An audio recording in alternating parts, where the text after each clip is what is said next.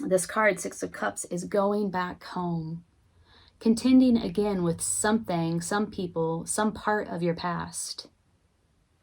And it's clarifying the Five of Wands. So it could be literally that you're going home, you're getting together with your family. Everybody has a different belief system. Everybody has, their own diverse personalities, and there's this sort of clashing. And it's an expenditure of energy, and it has to do with something from the past. Hi, Aries. Welcome to your general tarot reading for December 2020. Thank you for joining me. My name is Amanda. I'm at Lunasync Tarot. I have shuffled your cards extensively off camera. I'm going to give them one last shuffle here while I talk to you. If this reading resonates with you, please hit the like button. All of your support, your comments, your shares really help my channel to gain visibility. And I appreciate your support. Thank you so much. If you are interested in a personal reading, please look in the description box below. There's a link to my Etsy shop. There are several types of readings there of varying price ranges, and I would love to read for you. It's been so much fun connecting with you all in that way. All right, so we are going to take a look at your heart, your mind, your body. We'll look at the past, the present, and the future, and we will pull a few cards of advice for you. And of course, we'll clarify all the way through. So let's sync up. I'm going to split the deck three ways. This is in the position of your heart. Five of Wands. I'm not going to lie, this is a card of conflict. In the position of your mind is the Ace of Cups. A new emotional beginning. You're thinking about something new where it comes to love, something new where it comes to like just a new phase of emotional development, a new emotion. It's a new beginning in love or a new emotional beginning, and it's on your mind. In the position of your body, we have the Daughter of Discs. Creating a space, a container for you to call in a new name, a new identity. In the position of the past, we have the Three of Wands. This is collaboration and learning around some sort of passion, some sort of passionate endeavor, initiative, entrepreneurial, creative endeavor. It's also about communication, expression, creative expression and communication. And there's some sort of collaboration here in your past. In the position of your future, we have the Five of Swords. This is a sting felt in the mental plane, negative thinking, limiting beliefs. We have two fives, we have two wands, and we have earth, and we have water, and we have swords. So this is a pretty balanced reading where it comes to the elements: mind, body, heart, spirit. The two fives do suggest that you are in a period of conflict and change. So let's clarify. Let us get into this and see what's going on for you. Let's use the Osho Zen. No, let's not use the Osho Zen. Let's use the Gilded Tarot. To clarify the Five of Wands, this is in the position of your heart, also in the position of your present moment. It's some sort of like competition, a testing energy, testing your skills, testing your abilities against others. There are diverse energies here, so there are more than one person involved. And this is in the position of your heart and also the present moment. So clarify this for me, please, for Aries in December 2020. There's a phoenix in the background. There's a volcano about to erupt, suggesting there's a lot of energy here. A lot of output of energy. It's like energy clashing. A clashing of diverse frequencies. Clarify the Five of Wands, please. Oh, something to do with your past. This could, I have to say here in the United States, today is Thanksgiving. This card, Six of Cups, is going back home. Contending again with something, some people, some part of your past. And it's clarifying the Five of Wands. So it could be literally that you're going home, you're getting together with your family. Everybody has a different belief system. Everybody has, you know, their own diverse personalities, and there's this sort of clashing. And it's an expenditure of energy, and it has to do with something from the past. If it's not related to that, then it's related to some past love, some past life memory, a revisiting of the past. And there's conflict here that has to do with that. What is this Five of Wands or Five of Swords energy in the future? Some sort of negative sting. Somebody says something that hurts. It's without compassion. It's without empathy. Just to kind of be right. Detachment from their emotions. These are the three cards that came out to clarify the future. The Five of Swords. It's the Nine of Swords in reverse, coming out of a period of anxiety. A King of Wands character. And the Chariot moving forward. That's really interesting. So there's some sort of fiery King of Wands personality. This is somebody who's in a position of authority, a father type figure, knows how to gather his, I keep wanting to say delegates. Maybe that's a special message for somebody. Gather his network, his community, in order to do his bidding, right? He's the idea guy. He's not the action guy, he's the idea guy. Like, I have this great idea, I'm going to pull together my network in order to make it happen. He's very entrepreneurial, very business oriented, very fiery, leads from that place of passion, that place of creativity, a visionary, free thinker. Moving forward. This is aligning opposing forces in order to move forward in a confident and powerful way. Coming out of a time of anxiety, sleepless nights. Could be that you're receiving the support of someone like the King of Wands in order to move forward out of this negativity. It does seem like you have some support here. And this does seem to be a temporary state. All right, let's look at the past. What is this Three of Wands? It's almost as if, because we have two wands, now we have three wands, three cards that belong to the suit of wands. We have the Three of Wands, the Five of Wands, the King of Wands. It does seem like there's something new, like a new endeavor. Maybe you've had the idea, you put work into the idea, and now you're waiting to see. You're waiting for feedback. How will this thing develop? You're waiting for the return on investment so far. The Three of Wands would suggest that you have in the past embarked on something and started to develop an idea, a passionate idea, a creative idea. It could be a new business, having to do with communication, having to do with creative expression. This King of Wands here might be coming in to support you with that opportunity and help you to move forward. There does seem to be some sort of block here in the present moment, the Five of Wands, a conflict.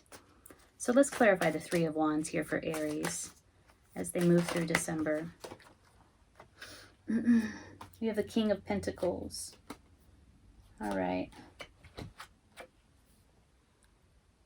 King of Pentacles. Could be that somebody brought you an opportunity. Again, very similar to, the King of Wands. They're both kings. They're both personalities. They're both very supportive. The King of Pentacles in particularly is very supportive. He is very established, very strategic. He's a planner. He will help you, whatever it is that you're trying to bring into reality. He is going to make sure that it is long-lasting, well-established, and brings you a great deal of abundance and wealth in the future. This is a king that you can absolutely rely on. So it could be that you had somebody supporting you around this endeavor, this project, in that way. The King of Wands and the King of Pentacles are opposite, quite opposite in some very specific ways. This is spirit. Like, he has the vision. And he's pulling others together to manifest the vision. His network. Strong, charismatic, passionate communicator. Builder of community in order to execute the visionary plan.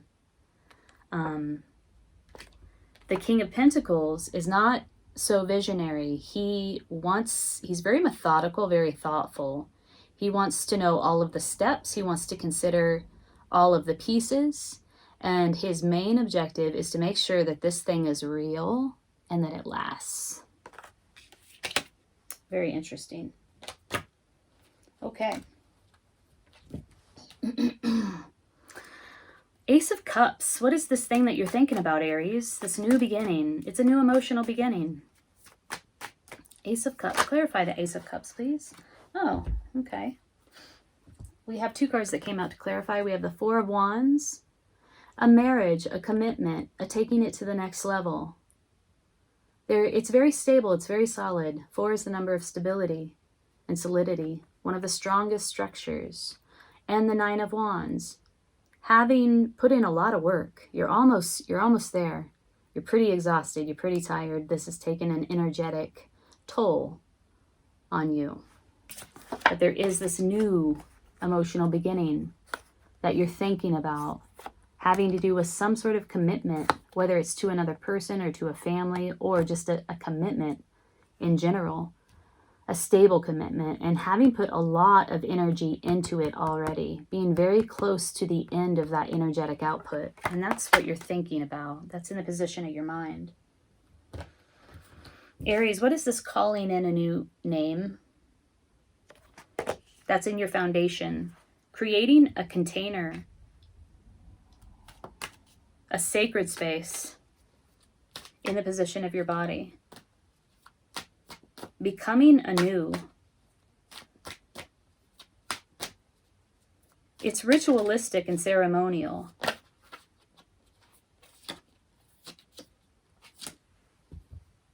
We have the Tower card, the Death card, and the Two of Pentacles. There are two options that you are considering at the moment, and they're real options, right? They're very solid. They're in the 3D world. Physical manifestation, physical reality, home, career, family, juggling. Which one do I choose? Looking at one, looking at the other, an observation of both. And then we have the Tower card and the Death card. So this speaks to transformation, no getting around it, and it's sudden, and it could have been shocking.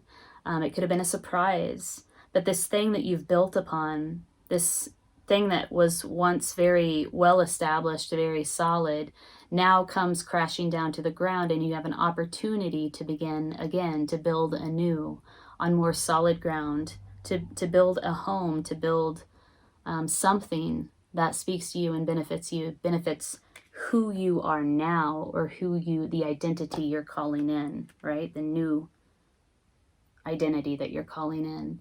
And there's a shedding of the skin. Wow, Aries, big transformation. So let's look at this again. From past to future, we have the Three of Wands, which is a beginning, not just beginning. No, it's not beginning. You've begun something. You've put the work into it, and now you're waiting for a return. Around creative expression, around communication, around something that you feel passionate about. In the present moment, we have conflict and change. There's a lot of people in this room, and they're fighting one another. They're testing one another. It's not an aggressive fight. It's more like a debate. Also a testing of their abilities. Like, this is what I'm able to do. Can you meet me? Can you match me here? Like, can you do this? Sort of a testing energy of diverse personalities. A lot of energy here, a buildup of energy. clarified by, what was that? What clarified that? Oh, something from the past brings this energy forward. And then in the future, we have this experience of negativity that you will overcome, right? It's Nine of Swords in reverse, but it stings. It feels like a sting, and it feels like an obstacle, quite frankly. However, somebody does come in to support you moving forward beyond this. At the root of this entire reading, at the foundation of this entire reading, is this calling in a new name for yourself. A shedding of a skin, a shedding of a former identity, and building anew, building something new on a foundation that is solid, not only solid, but works to your benefit. And there is some choice to be made. This is like a literal choice. Like you have to choose between one real thing and the other real thing, right? Let's pull a card of guidance for you, Aries, as you move through December. Aries in December, what do they need to know? How can they most gracefully navigate these energies in December? What piece of advice do you have? Ooh, Wolf. This is the teacher card. Wolf.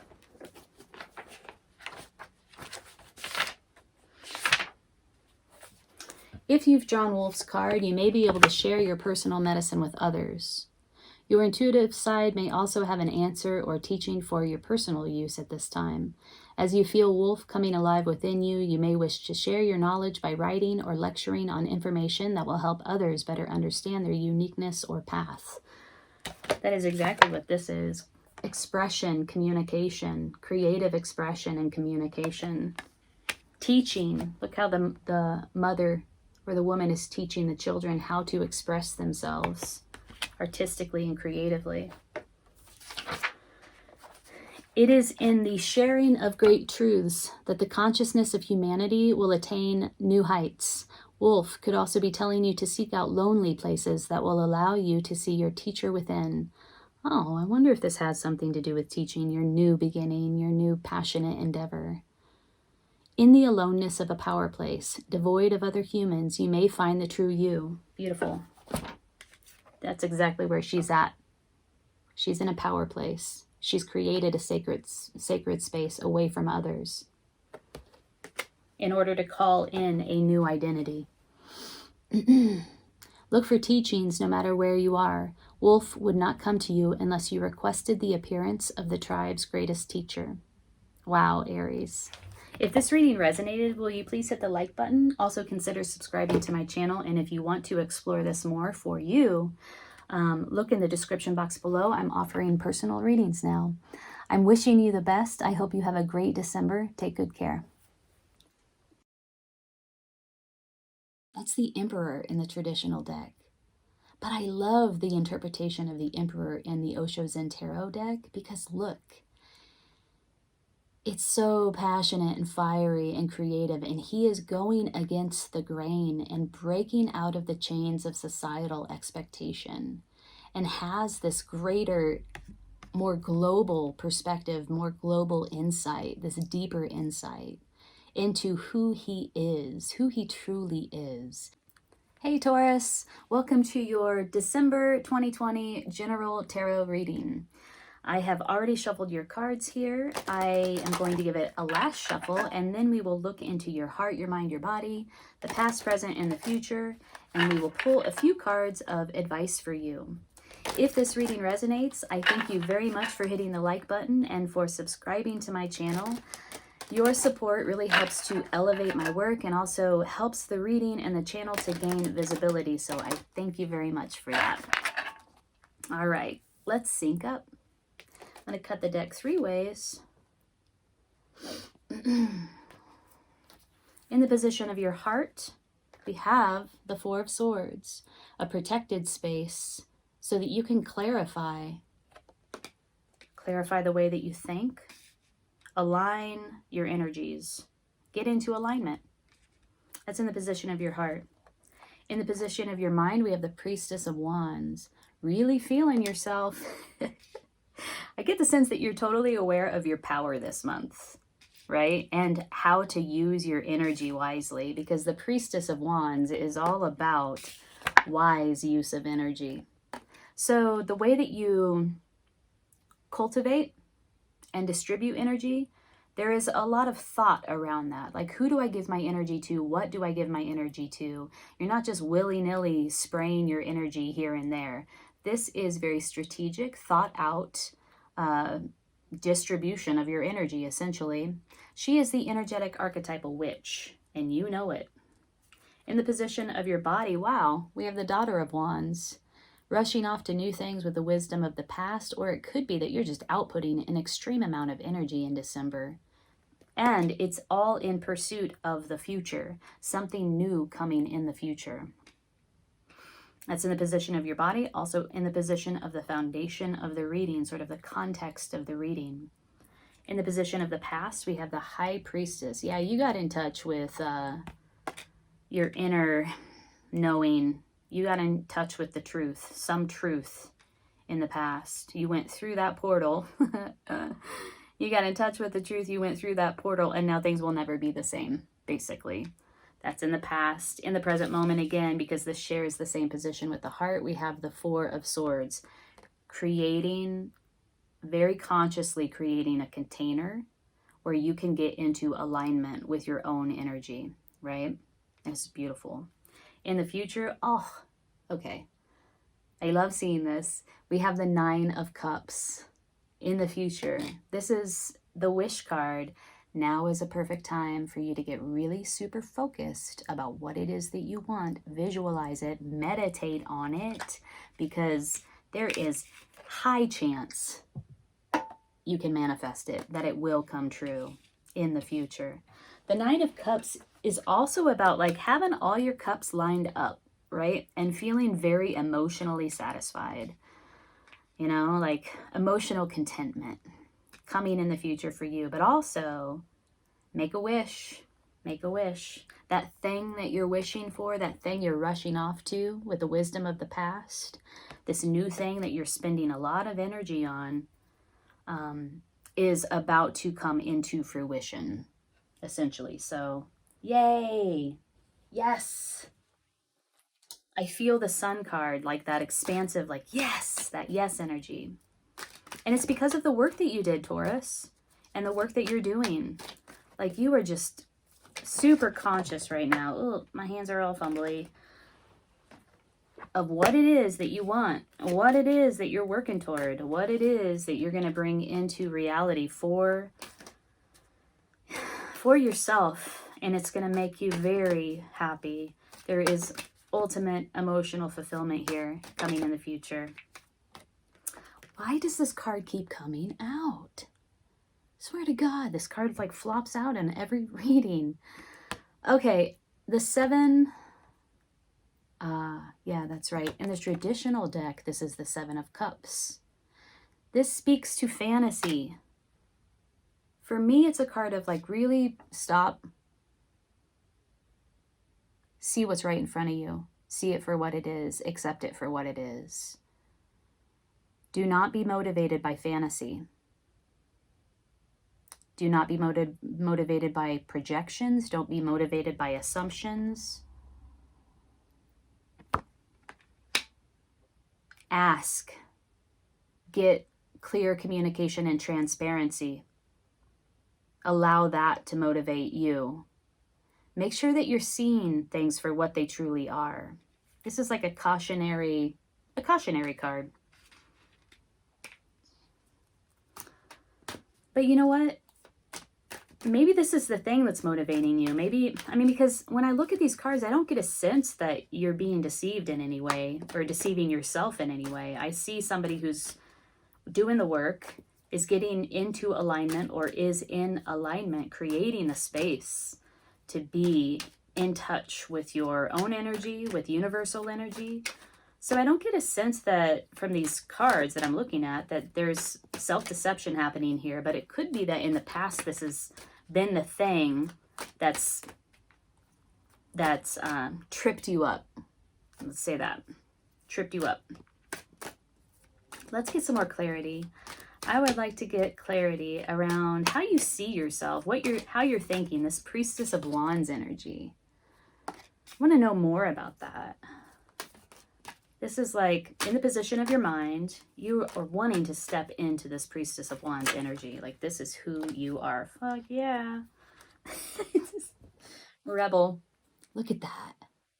Oh, that's the Emperor in the traditional deck. But I love the interpretation of the Emperor in the Osho Zen Tarot deck because look, it's so passionate and fiery and creative, and he is going against the grain and breaking out of the chains of societal expectation and has this greater, more global perspective, more global insight, this deeper insight into who he is, who he truly is. And he's going to follow that insight. That's his guiding principle. You know, he's dropped his conditioning. We'll say that. He no longer relies on societal standards or expectations or rules to guide his behavior. This is all about the heart energy, what he wants in his heart. The fire in his heart. That clarified the Priestess of Wands. And this is what you think about it all. And then we have existence. This could not get any better. Come on, Taurus. What are you up to in December? In the traditional deck, this card is the Magician. Harnessing that universal energy, channeling it into something real. Turning it into something real. Manifesting. This is manifestational energy, manifesting that wish, your vision for the future. This is in the root. This is the foundation, rushing off to this thing with the wisdom of the past. Notice she's holding a wheel, a new cycle. Wow, anything is possible. And I have to say again, while anything is possible, get focused.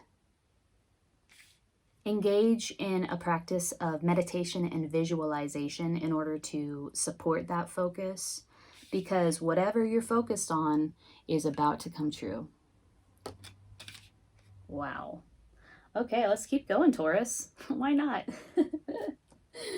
This looks so great. All right, we'll use the Osho Zen some more. What are the qualities of this thing that you're working so hard towards, that you're rushing off to, that you want? Ooh, receptivity. You are a channel. This is channeling universal energy, universal communication, universal insight. This is also adopting a stance of pure receptivity. So it's not about you. It's not about your personality. It's not about the specific details of you. This is more universal. It's like becoming purely receptive so that you can tap into universal energy and channel it. Dang, that's clarifying the Nine of Cups. Look, there's water in both of these cards.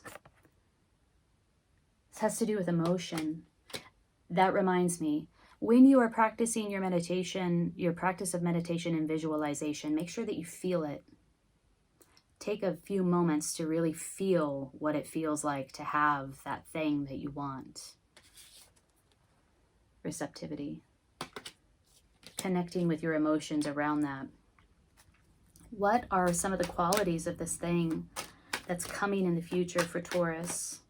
This wish, this emotional satisfaction, this emotional contentment. Tell us more about this Nine of Cups. Experiencing. Oh, I love this card. Look how friendly they are with one another. They're blending energies. This is the Three of Wands. Really feeling into something. Feeling into a passion. Feeling into something that you're creating. In the traditional deck, the Three of Wands is that point at which you have engaged a new passionate opportunity or endeavor or project or initiative. You've accepted it. You want it. You have begun to create a strategy and a plan around it, and you have implemented it. And now at the Three of Wands stage, you've put it out into the world and you're waiting for the feedback, right? So you're creating something here. It's beyond the initial stages. And now you're waiting for the results, return on investment. There's something about sensing into it. There's something about feeling into it. There's something about blending your energy with it that is critical.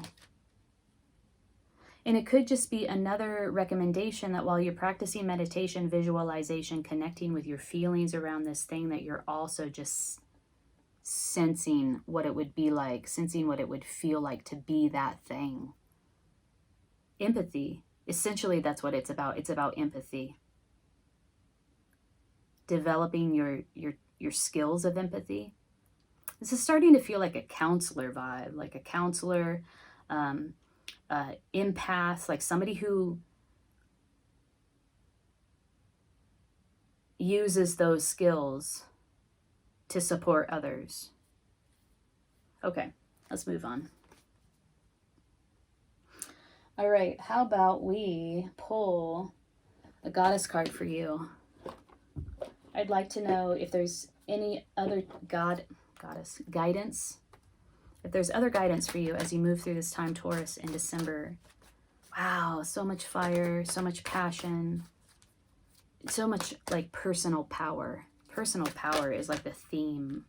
Oh, we got receptivity twice. So this is something to pay attention to. Hathor, receptivity. Receptivity in the future to clarify the Nine of Cups, that wish you're making. Allow yourself to receive. This will increase your intuition, energy, and ability to give to others.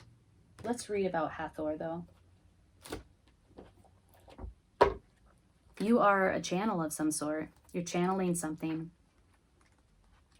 I'm going to hold her up along with this card.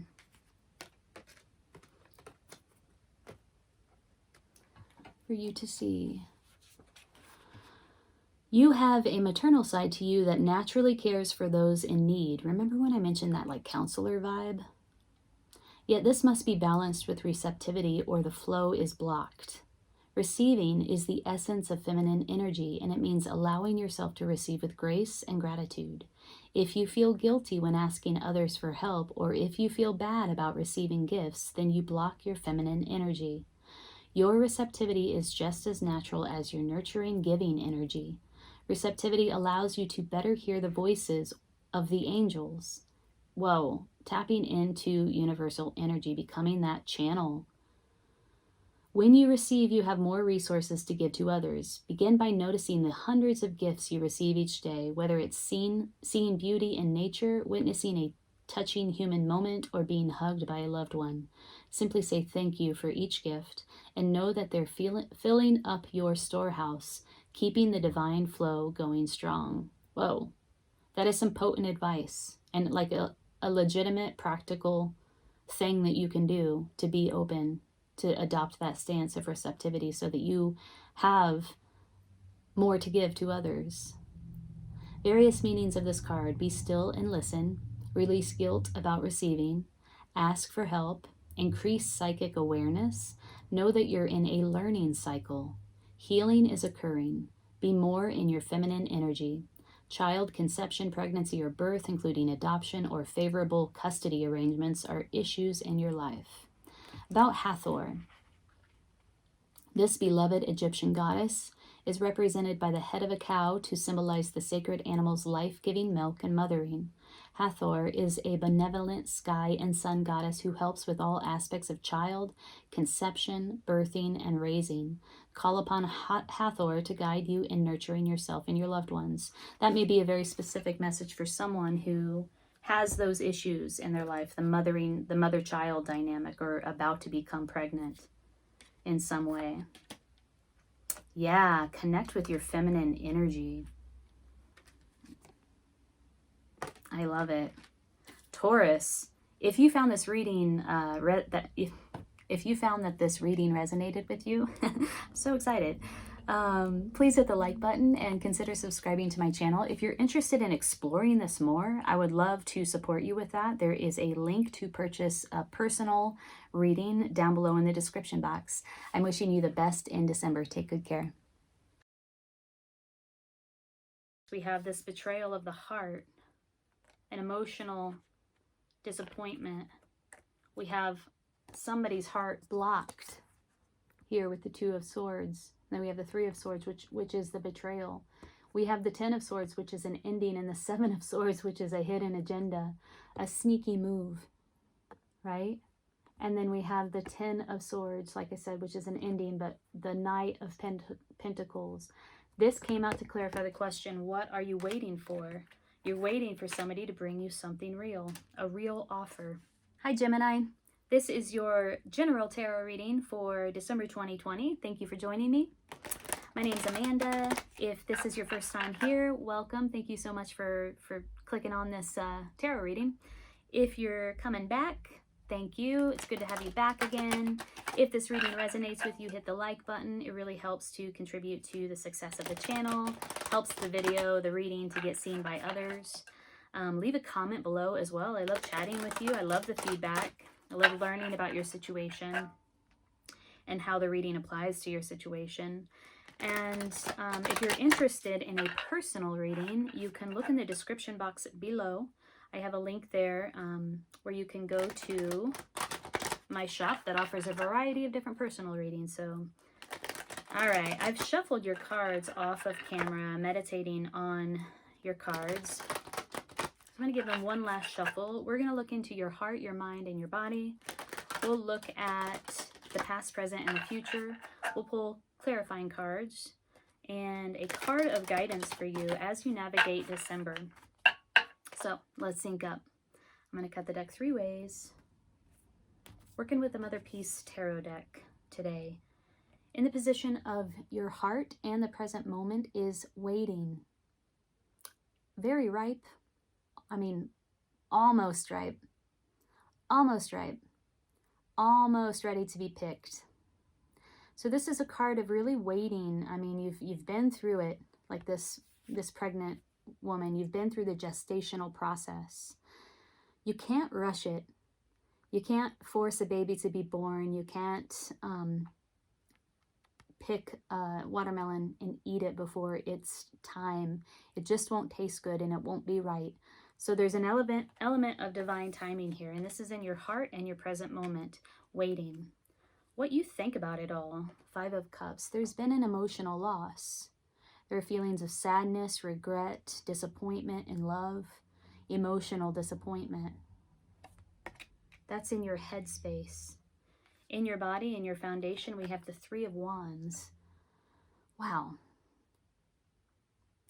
This is, again, a waiting card in the traditional deck. You see a man standing on a cliff, looking out upon a sea, waiting for his ships to come in. So there's somebody is waiting for something, in a waiting phase. It reminds me of that Dr. Seuss book, Oh, the Places You'll Go. There's a part of that book that talks about the waiting place. 3 of Wands in this deck is about creative expression, learning how to express yourself. There's a teacher-student dynamic here. The freedom and the play and the joyousness that comes with creative expression. This is in your body and also in the foundation. All right, in the position of your past, we have the Shaman of Swords. Ooh. Clarity, truth, communication, higher vision, higher understanding, future vision as well. This card particularly is about using your voice. It's, connected to the throat chakra. So it's about using your voice to create change. Words were spoken in the past. In the future, we have the Devil. This is a tie, a toxic tie. A tie to some system that has you feeling bound and oppressed. addiction. It can be an addiction to anything, to worry, to substances, to work. It can be an addiction to work for sure. But it's got a toxic edge, like it's not necessarily healthy for you. That's in the future. Let's clarify these cards. What are you waiting for? We have a waiting card that showed up twice. Waiting for the time to be right. These cards that just flipped out, I'm going to read. I'm just going to pull these top two that I saw the first. We have a betrayal of the heart, and we have somebody who's blocking. Sometimes the Two of Swords is seen as like going within to find the answer. You know, needing to eradicate all external stimulus in order to hear your voice, your inner voice of wisdom, your inner truth, connect with your inner truth. But it's also seen as a card of having your heart blocked. So it could be that there was some sort of betrayal, emotional betrayal, and now there's a feeling of like, nope, I'm blocking you. Could be that you were blocked or you blocked someone else. All right, what is this waiting about? What is Gemini waiting for here?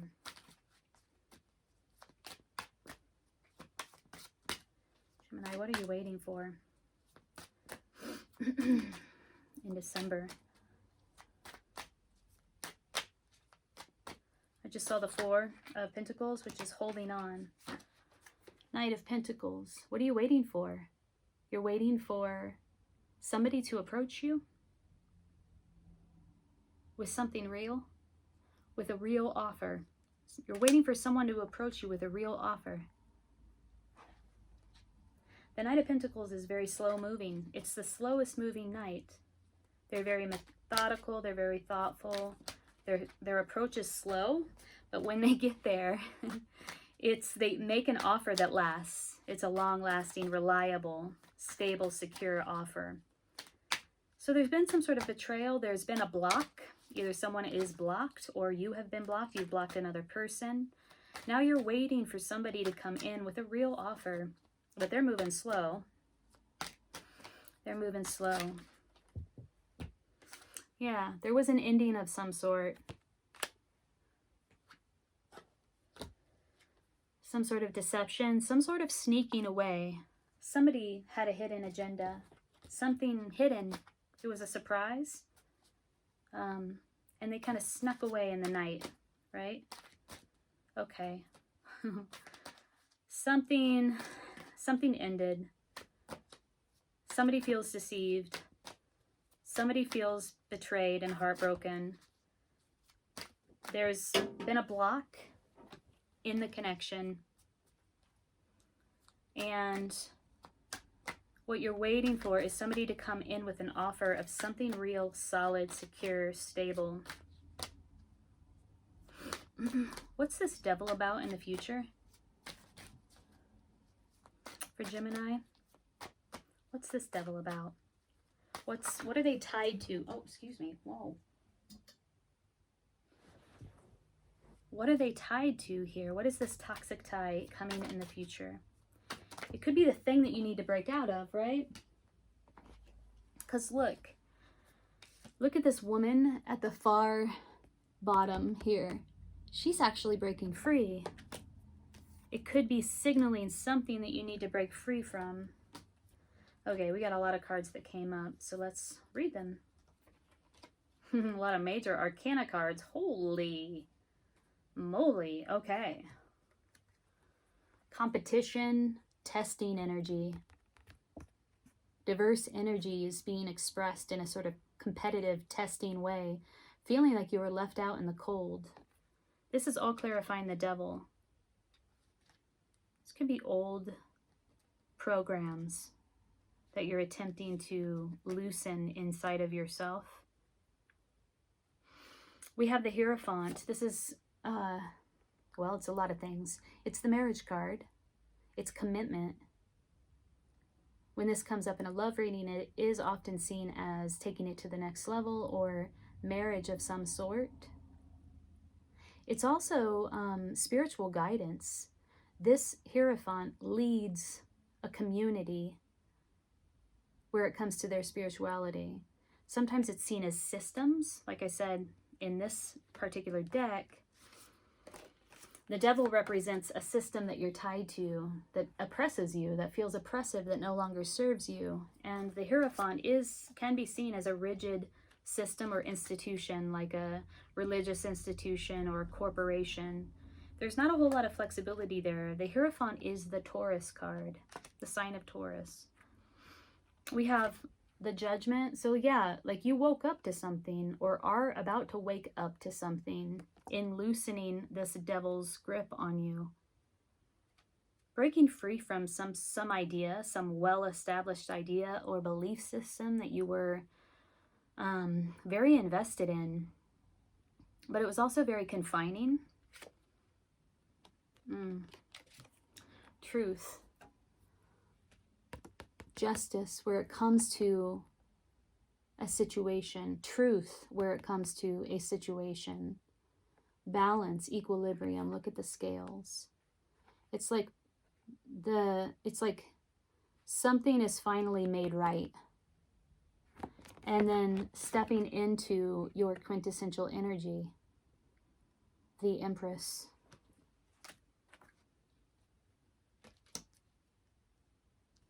That is all clarifying the devil. Wow. So these two came out. These were the minors that came out to clarify the devil. There's this feeling of being left out in the cold. Also, recognize that they're outside of a church, outside of a well-established, archaic system.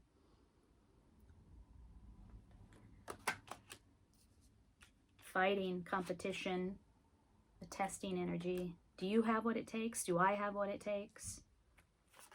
Then we have the Hierophant that again speaks to a religious institution or some long-standing system or some long-standing system that is pretty rigid, can be pretty rigid. Wanting the truth around something, wanting something to be balanced, the scales to be balanced, to finally know the truth, for the truth to be revealed. And then stepping into your quintessential energy, stepping into your power, knowing your worth, knowing your value. Wow. What was this loss? What was this loss that you're thinking about? 5 of Cups. What is this loss that Gemini is thinking about? And also I want to know about the Shaman of Swords. A new, fiery, passionate beginning. When I asked what is this loss, that's what came out. Let's keep going with what is this loss. What's the 5 of Cups? Clarify the 5 of Cups, please. Ooh, Page of Swords. Immaturity. Immature communication. Immature approach. Manipulative. Shaman of Swords. In your past. This is using your voice. Words were spoken. What is this Shaman of Swords in the past about? Let's see, did something flip up? Yeah. Oh, another new beginning. Yeah, and it is about communication. Hermit reversed. Huh. Hermit reversed. Ace of Pentacles. New home. New home, new job, new career, new love. It's something real. A new beginning where something real, solid, 3D is concerned. Fast-moving communication. This happened fast. A new home came in fast. Or a new reality came in fast.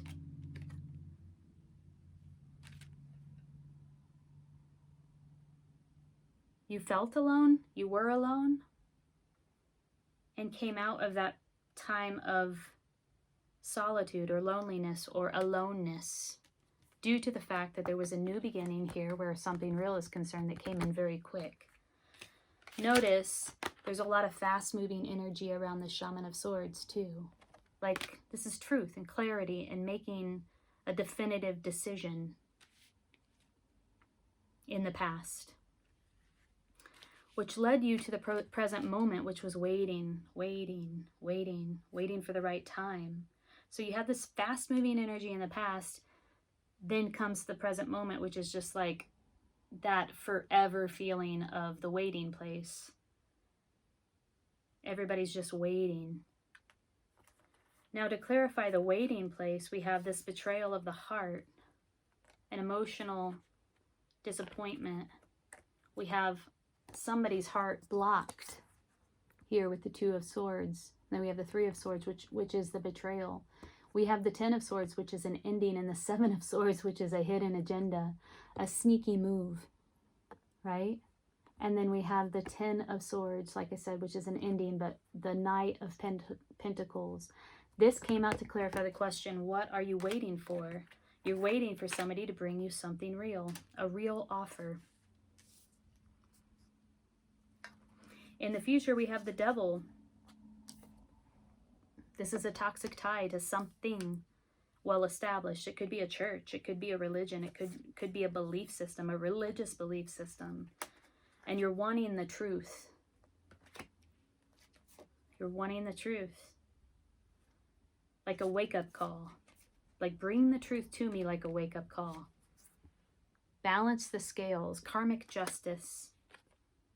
Stepping into your power. Knowing your worth, knowing your value. Wow, okay. Card of guidance for Gemini, please. This thing that you're thinking about, this emotional loss, has to do with a fiery, passionate, creative new beginning. And also has to do with an immature personality. Somebody who is impulsive and rash, cutting, petty, sometimes a gossip, immature communication. Okay, guidance card for Gemini, please. Oh, I just saw possum.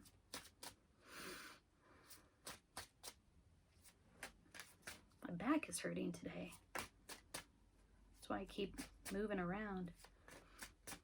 That doesn't usually happen here on this couch. Is your back hurting? Okay. Ooh, armadillo. I think this is about defense. Let's read.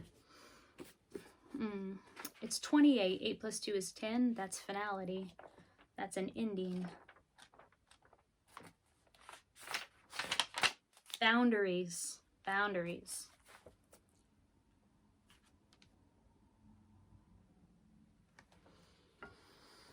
What a gift it is to set your boundaries so that harmful words, we talked about an immature communication,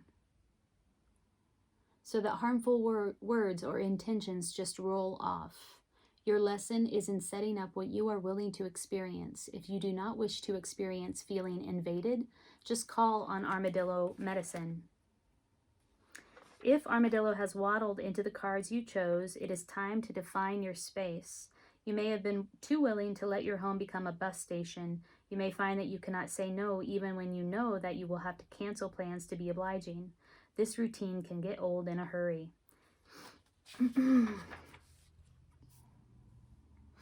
What you will and won't do. What makes you feel uncomfortable and what is comforting to you.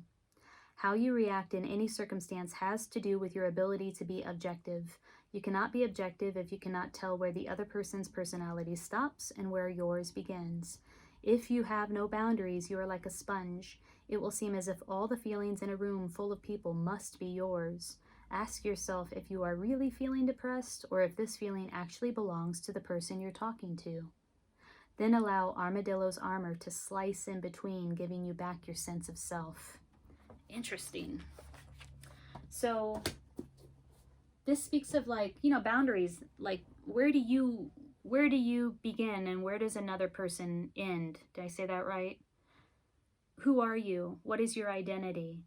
I only bring that up because this devil card in the future, sometimes by other readers, is a sign that there's codependency happening in a relationship. And codependency, the hallmark of codependency is when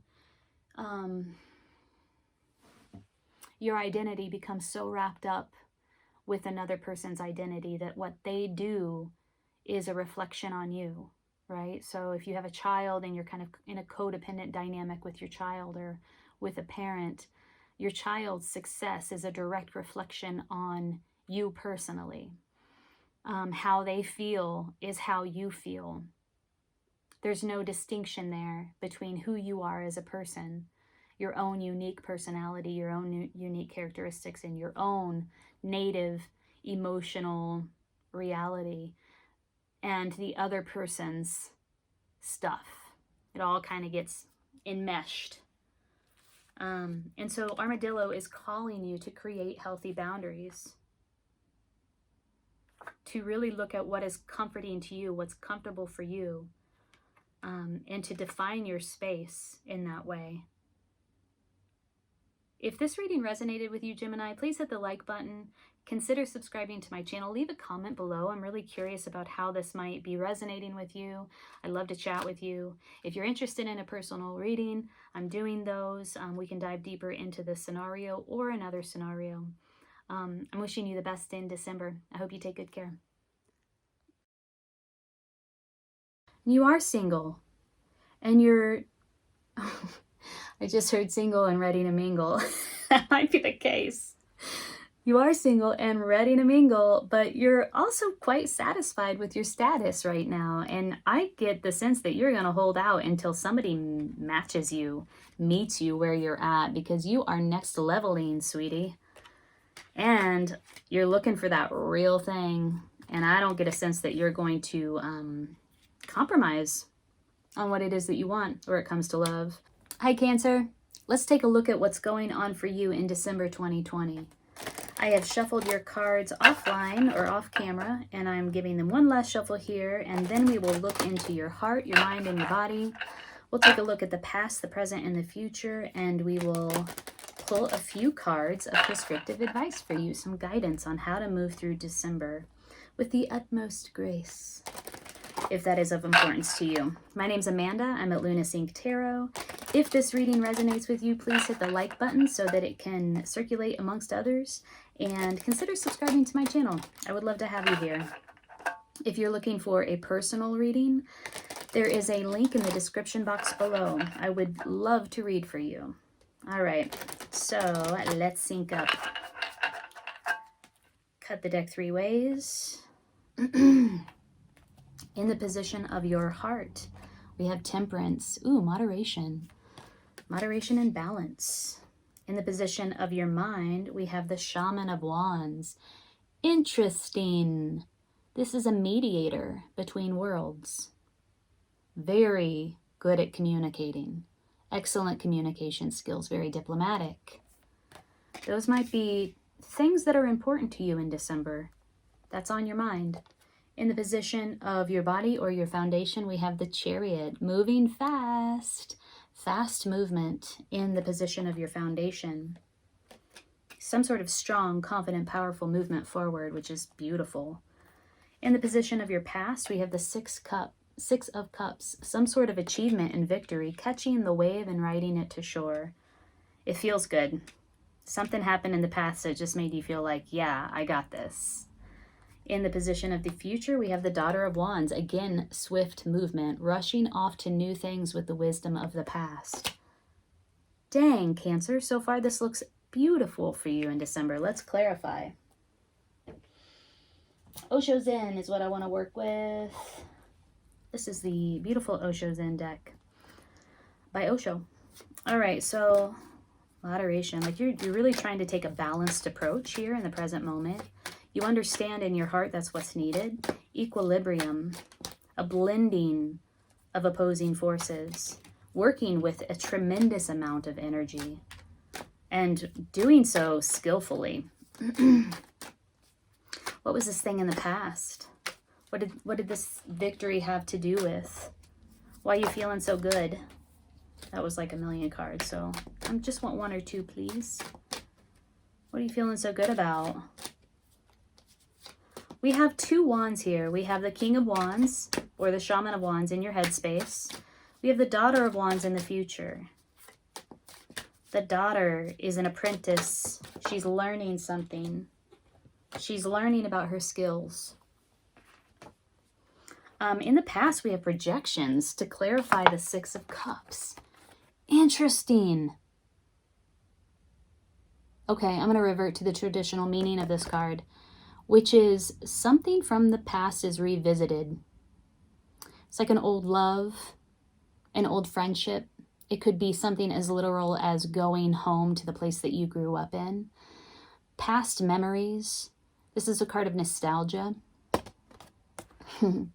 Projections. This is what we all do when we get into relationships. We project our desires and our expectations onto others.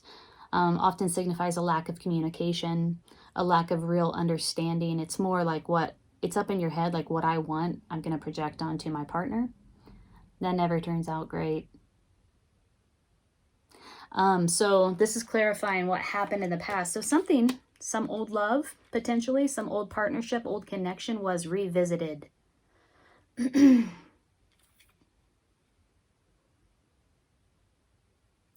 two of you are imagining, the two of you are making assumptions, let's say that. There are assumptions made about this connection, this relationship, this thing that you're revisiting from the past that aren't necessarily true. They have more to do with like your subconscious emotional desires that maybe you're not totally aware of. All right, so that's the past. Moderation is in the present moment, in the position of your heart. This is a major arcana. You have two major arcana cards here, out of a pull of 5 cards. This suggests that something is transitioning, something is transforming in a deep, impactful way. Cancer. Okay, let's look at this Daughter of Wands in the future. We looked at the past, let's look at the future. Rushing off to new things with the wisdom of the past. A lot of power here, a lot of swift movement. Daughters, like I said, are sometimes perceived as apprentices, learning at the very beginning stages of learning about something that they will become very expert in. Wise use of energy here. Learning about wise use of energy. The Fool. Ooh, a new beginning in store for you, Cancer. And you are rushing off to it like, yeah, I want that new beginning. That new beginning is mine. Beautiful. And it's coming in quick. And you're going to meet it with open arms. That's beautiful. Okay, so in the past we have revisiting something old. Could have been a relationship, a friendship, a dynamic between you and your parents. It could have been literally going home to your place of childhood. Feelings of nostalgia, but also like unreal expectations, assumptions made about this connection, made about this thing that are not grounded in reality, really just grounded in subconscious beliefs and emotions that you have that maybe have not come to light or are coming to light that you're becoming aware of. And then in the future, we have this new beginning, this openness to a totally new beginning, a leap of faith, a trust in something new. And it's coming in quick. And you're also completely open to it, as far as I can tell. Let's look at the present moment. Moderation and balance in the present moment. A lot of intense energies surrounding you. And I want to say that these energies, they're diverse. I was trying to find the word there. I wanted to say oppositional. They can be. I don't get the sense that's the case here. They're very different, very diverse energies that you are learning how to blend in a way that serves you. Sorry, my hands are just like, I should probably focus on shuffling these cards because apparently I cannot do it mindlessly. Yeah, you're blending these diverse energies. There's a lot of intensity, energetic intensity, and you are learning how to blend them, which ultimately creates this equilibrium and this moderate approach. To clarify the present moment, we have the World card, a spiritual leveling up, taking it to the next level. You have completed something big. Again, if we're talking about alchemy and this blending of energies, the World card for me is really distilling everything that's come before, everything that you've learned, everything that's come before, all the experiences into wisdom. And then that allows you to just take it to the next level. You become, you know, it's just like a fundamental step in your growth, in your spiritual growth. And it is an ending and a new beginning coming on board. Because every time we have an ending, there's a new beginning. 2 more cards came out to clarify the present moment. The 2 of Cups. Now look at this. This is really interesting. You might be bringing somebody with you. How similar are these cards? Very similar. These two are seeing eye to eye. They are witnessing one another, who they truly are. I see you. I see you. I see you. I see you for who you are. Not for who I want you to be, but for who you are. And it's a meeting of the minds. It's a union.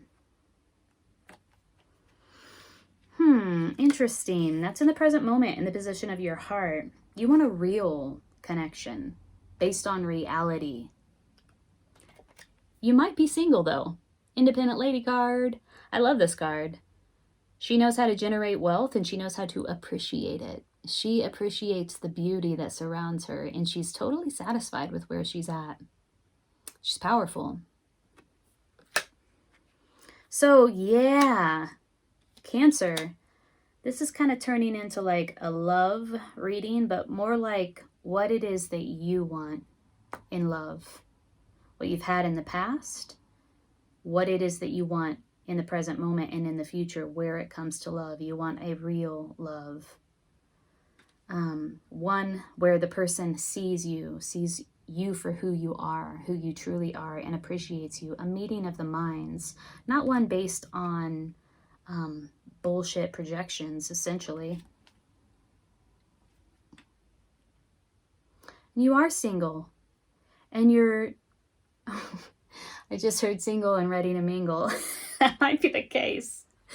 You are single and ready to mingle, but you're also quite satisfied with your status right now. And I get the sense that you're going to hold out until somebody matches you, meets you where you're at, because you are next leveling, sweetie. And you're looking for that real thing. And I don't get a sense that you're going to compromise on what it is that you want where it comes to love. There is a new beginning in store for you. And there's this opportunity to learn how to use your energy in a new way. Becoming more and more familiar. You want to be the shaman of wands. And you're learning how to be the shaman of wands. How to become the shaman of wands. God, the shaman of wands is freaking cool. I love this guy. So the story here is that the shaman of wands was a mediator between the patriarchy and the matriarchy, right at that turning point where patriarchal control was taking over, and matriarchal consensus or matriarchal power, that doesn't seem like the right word, was being suppressed. And the shaman is a friend to the matriarchy. The shaman is a friend to the power of women, female power, feminine power, the divine feminine. And the shaman mediated between those two worlds very diplomatically, very successfully, and with a lot of respect. So the shaman is a mediator and a strong communicator. And when we talk about blending diverse energies, which is in your heart space at this moment, intense, diverse energies, the shaman does that extremely effectively. That is their function. How to hold energy, how to hold a great amount of intense energy, how to contain it, and how to distribute it effectively. That is what the shaman does the best. Interesting. My dear, what are you looking for in love beyond somebody who really sees you? What is it that you really want? And what is this new beginning about? Does it have to do with love? Here we go. Oh, beautiful. So what it is that you really want, that's the question. Oh, that's so interesting. I love this. So this is the King of Wands, and this is the King of Wands in the traditional deck. This is in your headspace. This is what you're thinking about. This is what you really want where it comes to love. You want a King of Wands. Beautiful. I love this card. I love the embrace. Look, she's kind of inside of his cape, and he is just so lovingly embracing her. It just is so nurturing and so just so open and so vulnerable. Like the king seems vulnerable, doesn't he? Powerful, yet emotionally present and vulnerable. It's beautiful. Yeah, I want that too. Sign me up, Cancer. Okay, so what do we got here? What else do we need to clear? Oh, the Chariot. The Chariot in your foundation. Things are going to move fast. This is in your body or in your foundation. So it could be that you need to pay attention to your Chariot, your body. It needs some extra close special attention right now. Things are moving fast. You're blending a lot of diverse energies, containing a lot of energy at this moment. And so paying attention to how your body is responding to that is a good thing. But it also could be that you're moving. You're moving, literally moving, or just moving fast. Things are moving forward fast. And there's a confidence and a strength about that movement, which I really like. And I would like to know where you are going. What is this movement about? And in what direction?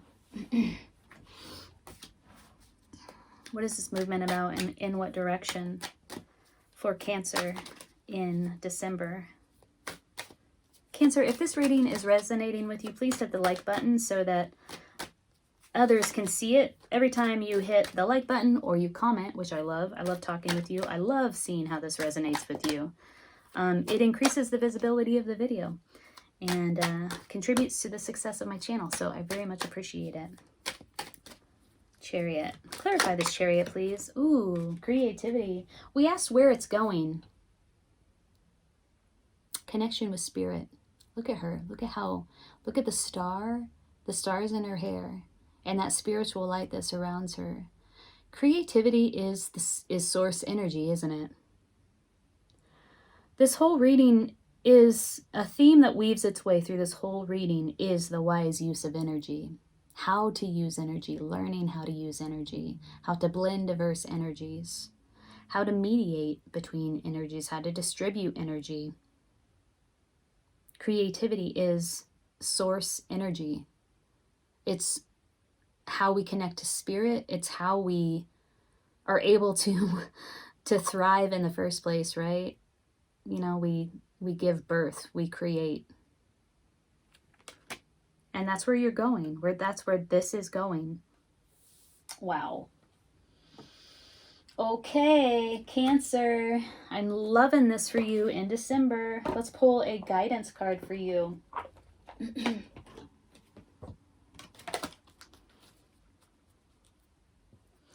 All right. Card of guidance for Cancer as they move through. I want that King of Wands.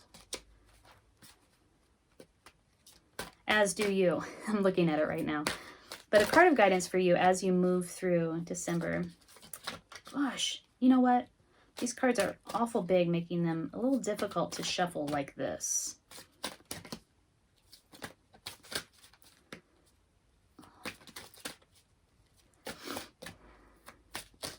There's a real demarcation between the past, what's happened in the past, and what you want for yourself in the future, especially where it comes to love.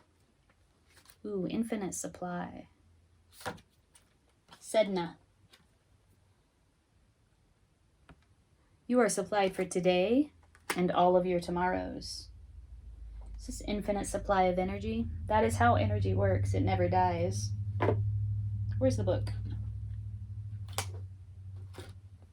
Oh, here it is. Let's read about Sedna. Are you near an ocean? Because there's a whale here. And I think she's the guardian of the ocean, or a goddess that belongs to the sea. This is an abundant universe filled with more than enough for everyone. Yet the energy format of this planet is about polarities. Ooh, remember blending diverse energies? In this instance, it's about giving and receiving. The key is to balance the two. If you only give, you'll feel drained, resentful, and experience lack. If you only receive, you won't enjoy what you have. Balance comes from fearlessly giving as you're guided, and then receiving with joy and gratitude. It's exactly like breathing. Both the inhale and the exhale are identically important. Practice giving and receiving daily, and you'll never want for anything. Okay, various meanings of this card. Don't worry about the future. Know that you'll always have enough to eat. That's good.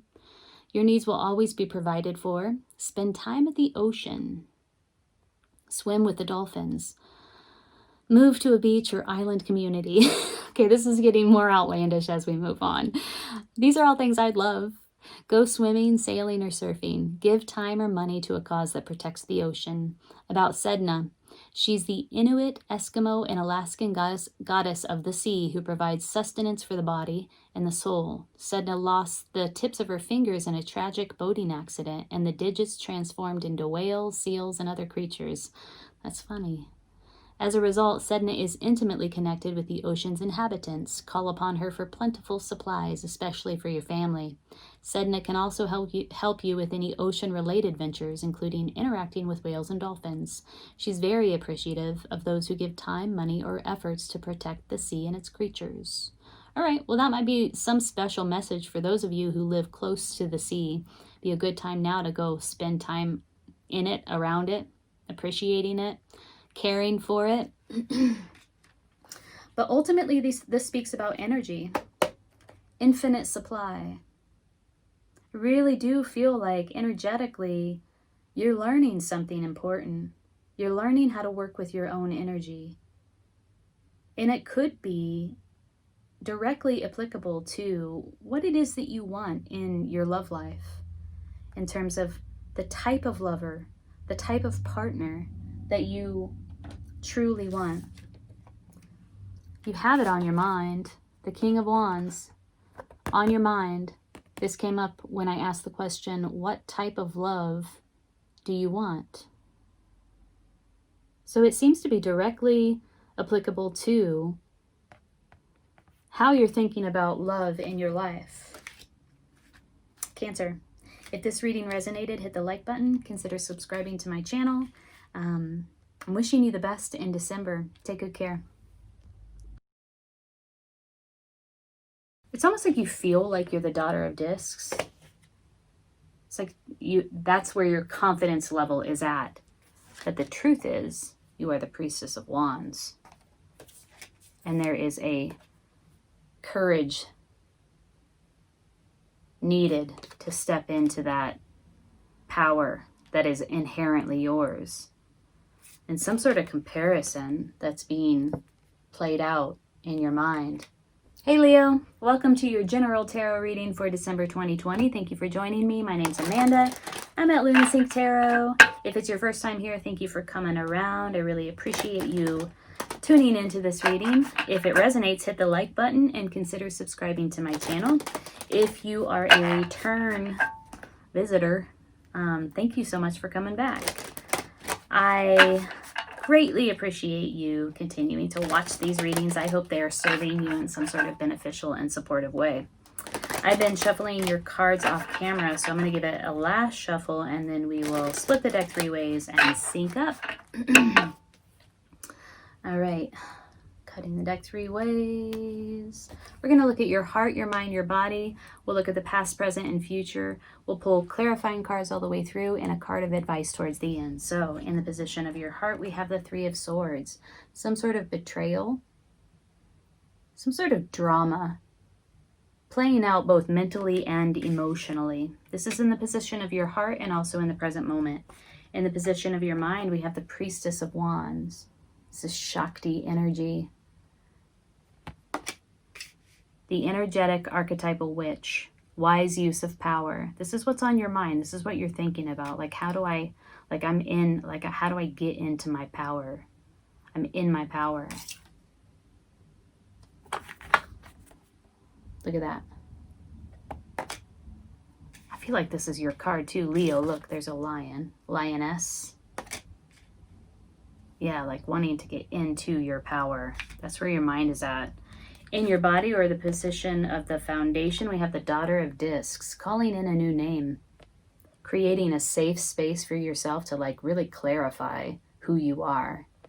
And it is a shedding of your skin in some ways, because it's like, I'm going to create this container around myself and I'm going to call in my new identity. Ooh. In the past, we have the Three of Wands, creative expression, learning how to express yourself creatively. You could possibly be in a teaching role at the same time. 3 is a number of collaboration and harmony. It has to do with something passionate, spiritual, creative in your past. We have 2 3s here now. The Three of Wands, the Three of Swords. In the position of the future, we have the Priestess of Discs. Wow, so we have a daughter, 1 daughter, and 2 priestesses. This is Mother Earth energy. It's like grounding. This is a woman who grounds herself in earth energy in order to have oracular visions, visions of the future. There's also hallucinogenics associated with those oracular visions. You can see the marijuana here in the back. Okay. No, I'm not pulling any more cards here. I'm going to pull clarifying cards. Take a look at this. 2 priestesses and a daughter calling in her name. But you have a conflict in your heart space. A communication, fast-moving communication, sometimes referred to as the arrows of love. A message of love coming in.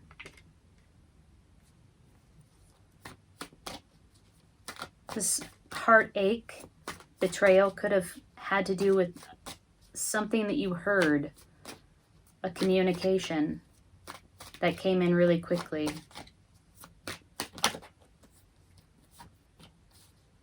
Let's clarify the Three of Swords further. Temperance. Moderation and balance needed. Look how she's all fiery, but she's submersed in water. There's a blending of diverse energies here. This is alchemy. 3 of Swords. Tell me more about the 3 of Swords in the heart space, please.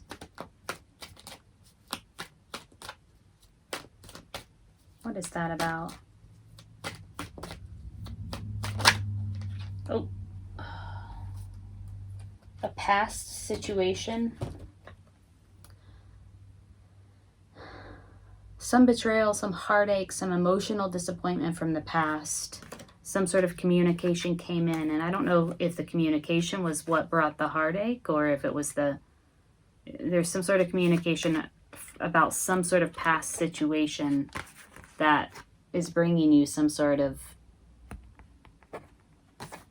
drama, emotional disappointment, betrayal, drama, felt both up here and here. And then temperance, like needing to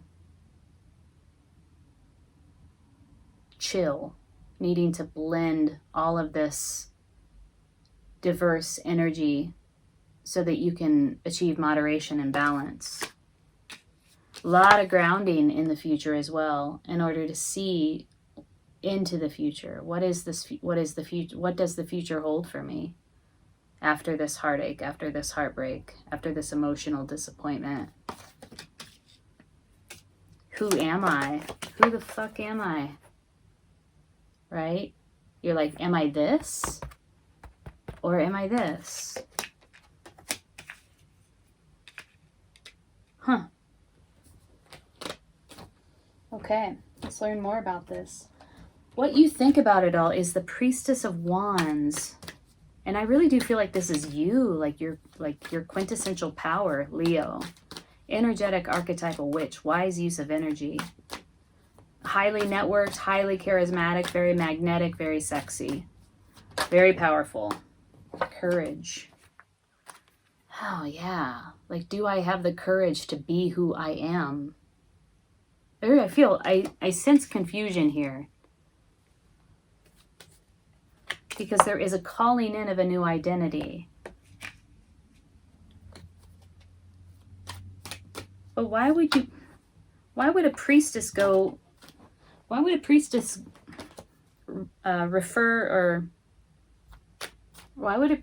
refer to the daughter?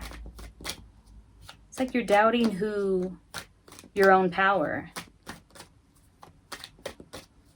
Daughter of Discs, please clarify what this Daughter of Discs is in the position of the body and foundation.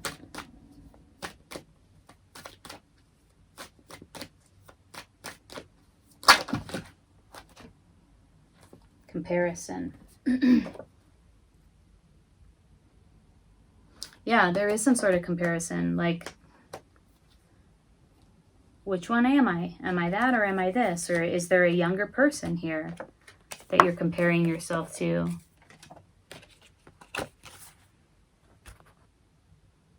There's no comparison to be made here, though. You cannot compare a bamboo reed to an oak tree. They're totally two different things. And so is the Priestess of Wands and the Daughter of Discs.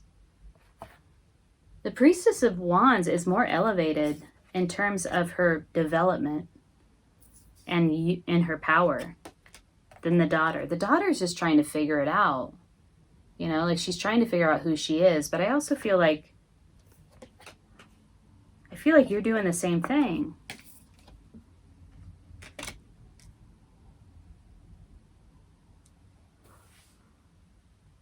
It's almost like you feel like you're the Daughter of Discs. It's like that's where your confidence level is at. But the truth is, you are the Priestess of Wands.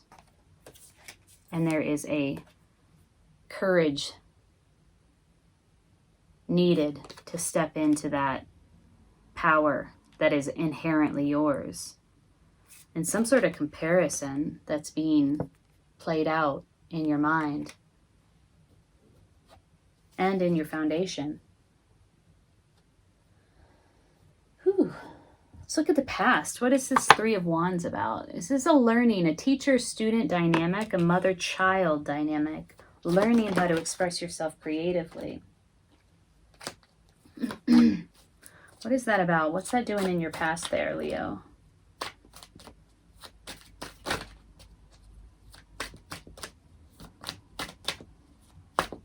Yeah, there is a need to get grounded. I'm looking at the Priestess of Discs in the future. It could be that a personality comes around you that helps you to ground. I feel like this heartache, this betrayal, this disappointment that's in your heart position in the current moment has shook you a little and is causing you to question who you are. But that's temporary. Oh yeah, some sneaky move. No, this is so weird though. Three of Wands and the Seven of Swords. This is clarifying the Three of Wands. Some sort of collaboration that you were involved with. Some deception inside of a collaboration in the past. And it could have involved like an unequal power dynamic.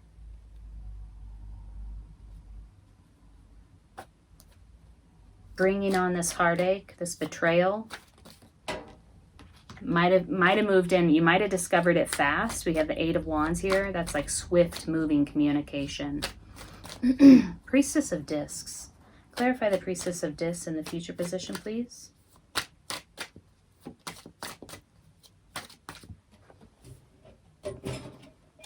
Page of Cups, an offer of love.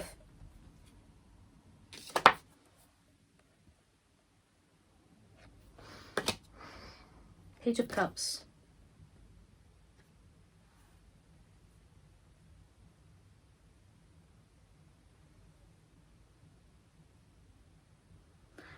Well, you know, the Priestess of Discs in the traditional deck is the Queen of Pentacles. The Queen of Pentacles is so super grounded and earthy, and just like, you know, she's the minor arcana version of the Empress. She is Mother Earth energy. She's abundant. She knows how to generate abundance and wealth. She knows deep satisfaction, very involved with her domain, her community, wants to have tabs on all of it just to take care, nurture, right? Bring everything to its fullest potential. Nurture everything to its fullest potential. And there's this offering of love.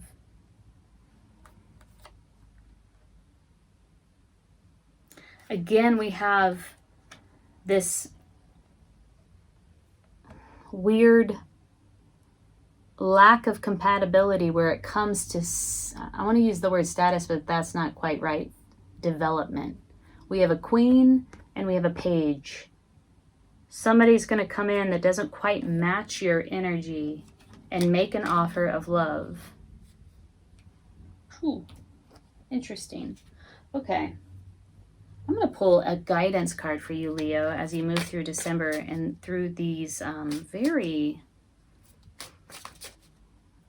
I don't know, like, it feels a little choppy here to me. These kind of choppy waters.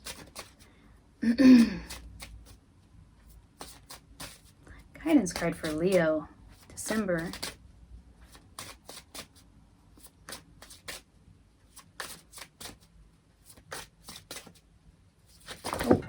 Good Lord. Spider. That's the first card that I saw. So we're going to keep it.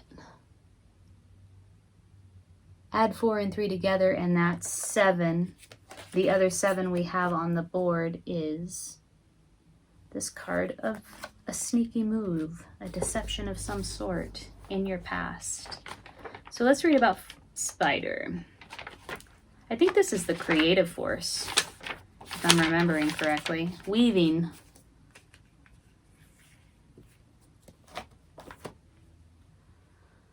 Okay, so Spider's body is made like the number 8, consisting of 2 lobe-like parts connected at the waist and 8 legs. Spider is the symbol for the infinite possibilities of creation. Her 8 legs represent the 4 winds of change in the 4 directions on the medicine wheel. Spider weaves the webs of fate for those who get caught in her web and become her dinner. This is similar to humans who get caught in the web of illusion in the physical world and never see beyond the horizon into other dimensions. The web of fate also represents a wheel of life, which does not include any alternatives or solutions. It is typically human to get caught in the polarity of good or bad fortune without realizing that we can change it at any time. If we are not decisive enough about changing our lots in life, we may end up being consumed by fears and limitations. Spider is the female energy of the creative force that weaves the beautiful designs of life. Her web has hundreds of intricate patterns which catch the morning dew. If Spider has dropped from her web into your cards today, she may be telling you to create, create, create. Look for new alternatives to your present impasse. She can also be warning you that you're coming too close to an entangling situation. Spider could be asking you to use a journal to write out and review your progress. If you do this, you will not forget how you are creating a new or different phase in your life. Spider brings a message of a different kind when she sees you becoming a bit too involved in the weaving of your life plans to notice opportunity at the outskirts of your web. If this is the case, Spider gets your attention so that you notice that something you've woven has borne fruit.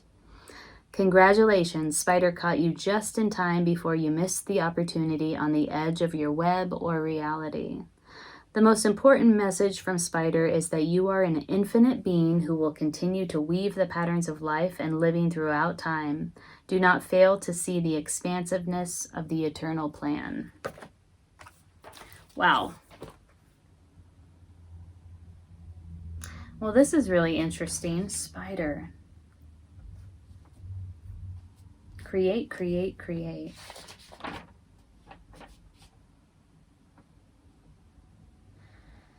You should watch your love reading because there were a lot of cards in your love reading that came up here that are reminding me. In your love reading, the Seven of Swords came up, the Page of Cups came up.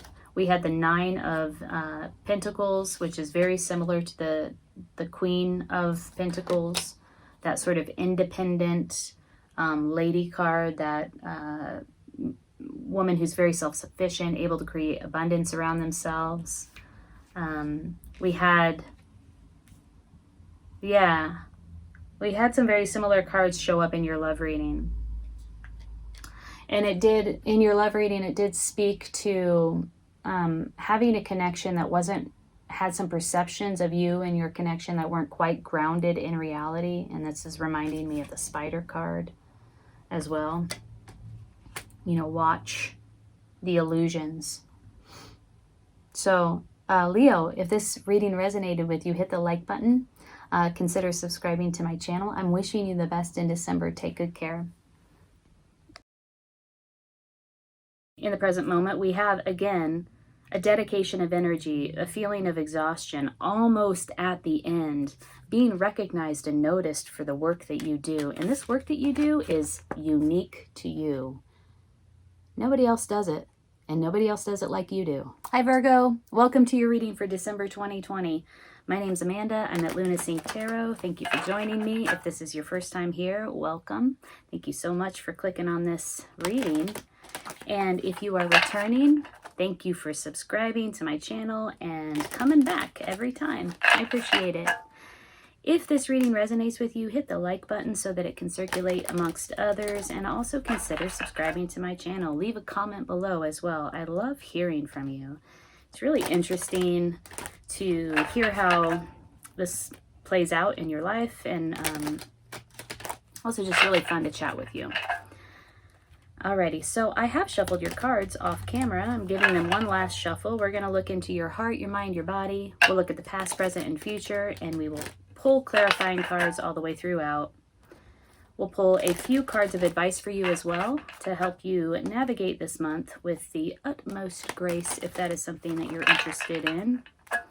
If you're interested in a personal reading, look in the description box below. There's a link there, and there's several options for personal readings with me. These make great gifts this time of year. All right, I'm going to give it one last shuffle, and we will sync up. I'm going to split the deck three ways. Virgo, December 2020. In the position of your heart, we have the Nine of Discs. Independent, solitude, working your magic. Solitary witch. That's in the position of your heart, also in the position of the present moment. In the position of your mind, we have the World. You know that something has completed, and it's a leveling up. It's like a spiritual leveling up, taking it to the next level. That's in the position of your mind. In the position of your body, we have the Two of Swords. Balancing, equilibrium, having a great deal of power available to you, harnessing it. Look at how she's, what is she doing? She's like shaping the figure 8, the infinity sign. This is having like that universal energy available to you at this moment and sort of balancing inside of it somehow. Look how the figure 8 encompasses those two rocks in the middle of the ocean. There's a full moon there. This is a very graceful card. Working with the energy very gracefully. This is in the position of your body, also in the position of the foundation of your reading. So like the container of your reading, the context here. In the position of the past, we have the Ten of Wands, something that really exhausted you. This is a huge output of energy. And it probably overstimulated your nervous system. This is like a nervous system flare-up. Ten of Wands in the past. In the position of the future, we have the Crone. At a crossroads. Digging deep to find the answer. Having all of the wisdom available to you to make the right decision, to choose the right path. That's in the future. Oh, let's clarify all these cards. Let us get in here and look at what is going on for you, Virgo. Wow, Nine of Discs. Solitudinal witch. This is somebody, this is in the position of your heart and in the present moment. This is somebody who does their work independently. This is how they make magic happen. It's somebody who knows how to generate a great deal of wealth and abundance in their life, and they fully appreciate what they create. So to clarify the Nine of Discs, we have the Six of Wands. Yeah, this does feel like an achievement. It does feel like a victory. People are noticing you. People are noticing your work. And the Nine of Wands. Ooh, I feel like you've been working hard. We have the Ten of Wands in the past, and we have the Nine of Wands clarifying the present moment. This is a lot of hard work, a lot of toil, a lot of output of energy. It has taken an energetic toll. You've put a lot of work into this. The Nine of Discs is all about practicing your craft. This is your work. It feels, again, very like the word independence, solitary, doing this yourself, doing this on your own, like literally going out, away from everyone else and practicing your work. People are noticing you. There is an achievement here that becomes very pronounced, a victory of some sort. After a period of a lot of work, though, like this is something that you've dedicated a lot of energy to. December 2020. Let's look at, I want to look at the past. Ten of Wands. What is this thing that you've been putting so much energy into? Ten of Wands in the past. Virgo. Completion is on your mind. Taking it to the next level is on your mind for sure. Wow. Okay. I'm going to keep shuffling because that was 10 cards. Just want like one or two cards to clarify the past. Thank you. 2 cards. What do we have here? We have the Knight of Pentacles. Ooh. And we have the Ace of Wands. Yeah, definitely some passionate, creative new beginning happening here. You were putting work into something new, something that you were starting from scratch, some new beginning. It does have to do, it feels to me it has to do with a project, an endeavor, and an initiative. Creative, passionate, really speaks to what it is that you want deep down. Slow-moving, methodical action, studying, taking a look. Now, the Knight of Pentacles is the slowest moving knight. Knights are all about action, taking action around something, and this is the slowest moving knight. However, it is the approach that manifests the most long-term, stable, secure outcome. So that is clarifying the Ten of Wands in the past. Let me show this to you one more time. Great output of energy, dedication of energy, a lot of intense energy, slow-moving action, but stable and secure outcome, new beginning, new passionate, creative endeavor, initiative, something that really speaks to what it is that you really want. In the present moment, we have, again, a dedication of energy, a feeling of exhaustion, almost at the end, being recognized and noticed for the work that you do. And this work that you do is unique to you. Nobody else does it, and nobody else does it like you do. Creative, unique, independent, solitary. In the future, we have the crone, so let's clarify her. This is wisdom. Being at a crossroads. Which way do I go? Virgo. What is this crone in the future about? Okay. Again, the world came up. It is a completion of some sort. It's a cosmic leveling up, taking your spiritual development to the next level, wrapping up old loose ends. There's some sort of cohesion that's happening here, an assimilation of everything that's come before into this holistic, new whole. That's clarifying the crone in the future. The devil. Whoa, some sort of tie to a system, bondage, being bound to something that feels toxic, unfulfilling, restrictive, oppressive.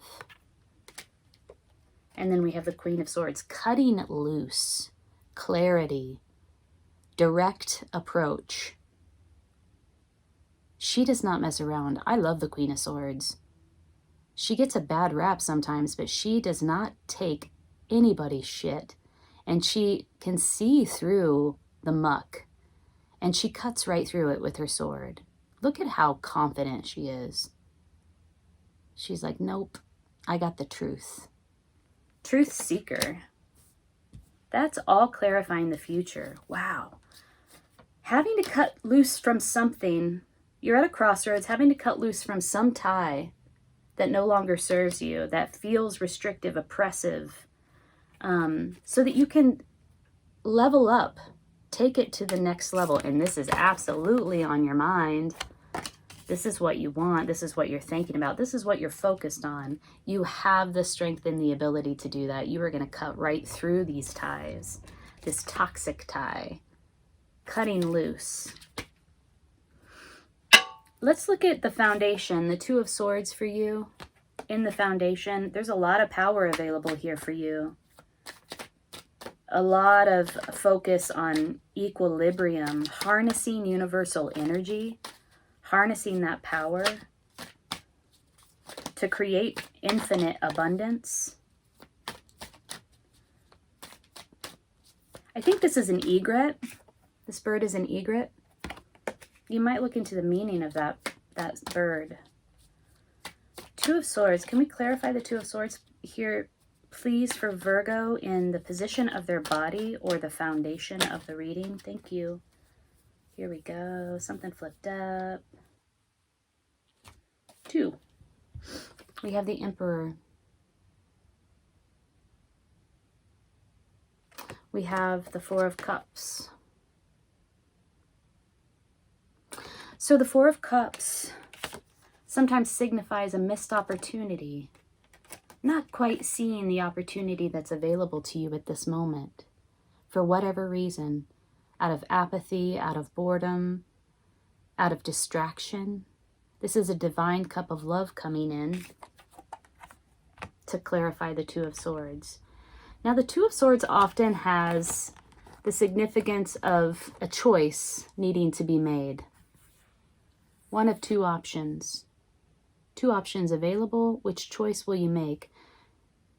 Trying to create equilibrium, taking a stance of balance and equilibrium in order to make that choice. The Emperor. Does this choice have something to do with an Emperor type energy, which is one of authority, leadership? This is the match to the Empress. What's this Emperor? Let's clarify the Emperor. Could be that the Emperor brings you this opportunity, brings you this option.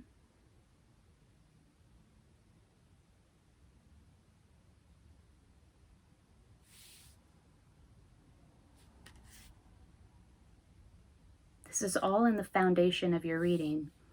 So this reading really hinges on this choice. Again, you're at a crossroads in the future, having to make a choice about the path that you take. We have a choice being made here, assuming a posture of balance in order to make that choice. We have something being offered to you, possibly by this Emperor type figure. This could be a position or a person in a position of authority, a boss type energy. It could be a father. Okay. What is this spiritual leveling up? We have the World coming out twice to clarify the future and to clarify or in the position of your mind.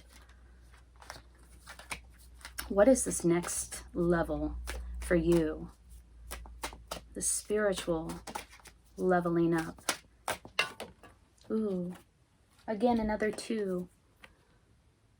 Oh no, I'm sorry, this is an Ace of Cups. I thought it was the Two of Cups. We have a devotion and dedication of energy to something passionate and creative, something that really speaks to your soul. This is a new beginning. We have a new beginning clarifying the world in the position of your mind and also in the position of the future. This is a new beginning in love. Something that feels so right to you. This is self-love. We wanted to clarify this spiritual leveling up. What is this about? And we got the Ace of Cups. A new beginning. A new emotional beginning. Gosh, that's beautiful, Virgo. December is like on fire for you. There is some cutting out that you need to do of some toxic tie in the future. But you have this spiritual leveling up, this taking it to the next level that is coming through really strongly.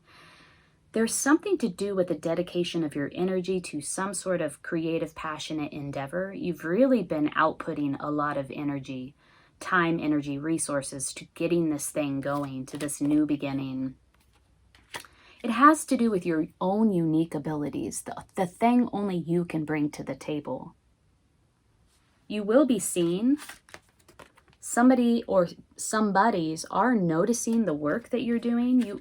You know, they're seeing what you're doing and they're celebrating it.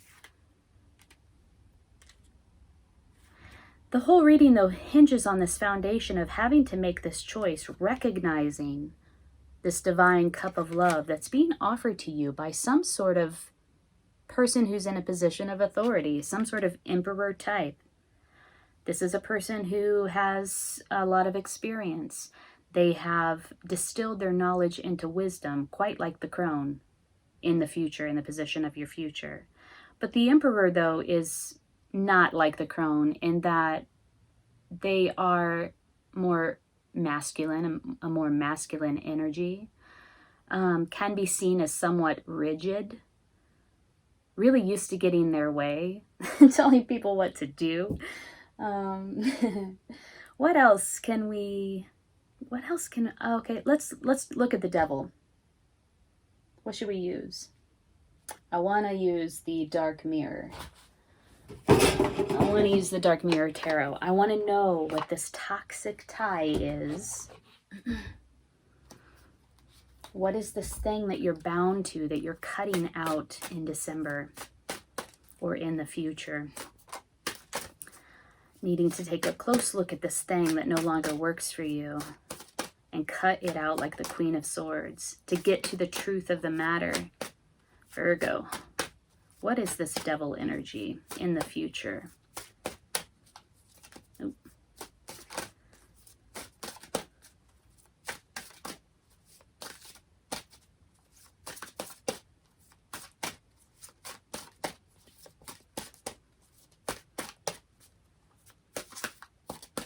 You know, I don't know why, but the Dark Mirror always takes a while to pull up. I think there's only 25 cards in this deck. I just got it. I wanted to do a Halloween reading about the shadow self, and I did that, so it's up on my channel if you want to check it out. It's pick a card. Virgo, if this reading is resonating with you, please hit the like button so that it can circulate amongst others. And consider subscribing to my channel. All right, Gilded Regret. This is clarifying the devil. There's some sort of attachment that you might have to a financial status or situation. Something that you have sacrificed or compromised around. Compromised your spirit, the thing that you really want, right? The thing that really speaks to you, your passion, your creativity, in order to surround yourself with stability, security, and those luxurious, it could be as simple as like a car or, you know, like a house, things that make you feel comfortable, the gilded things, right? A compromise in order to have these things in your life that you're starting to analyze that attachment and cut it free. Cut yourself free from it in order to pursue the thing that really speaks to your soul, that unique gift that you bring to the world. I feel like you compromised that unique gift for a period of time in order to have the nicer things in life. And now you're really starting to take a look at that, cut it away so that you can get more clarity around this thing that really makes you happy. Let's pull a card of advice for you, Virgo. What should we use? What should we? I want a goddess card. Yeah. I like these cards. They feel good. Guidance for Virgo as they move through these energies in December. What do they need to know? There's a lot going on here, Virgo. It's pretty interesting. There's a new emotional beginning, a spiritual leveling up. There's the pursuit of some passionate creative endeavor. Ooh, prosperity. How gorgeous is that? Let's read about it. The universe is pouring its abundance out to you. Be open to receiving. This feels good. This feels like Six of Wands energy.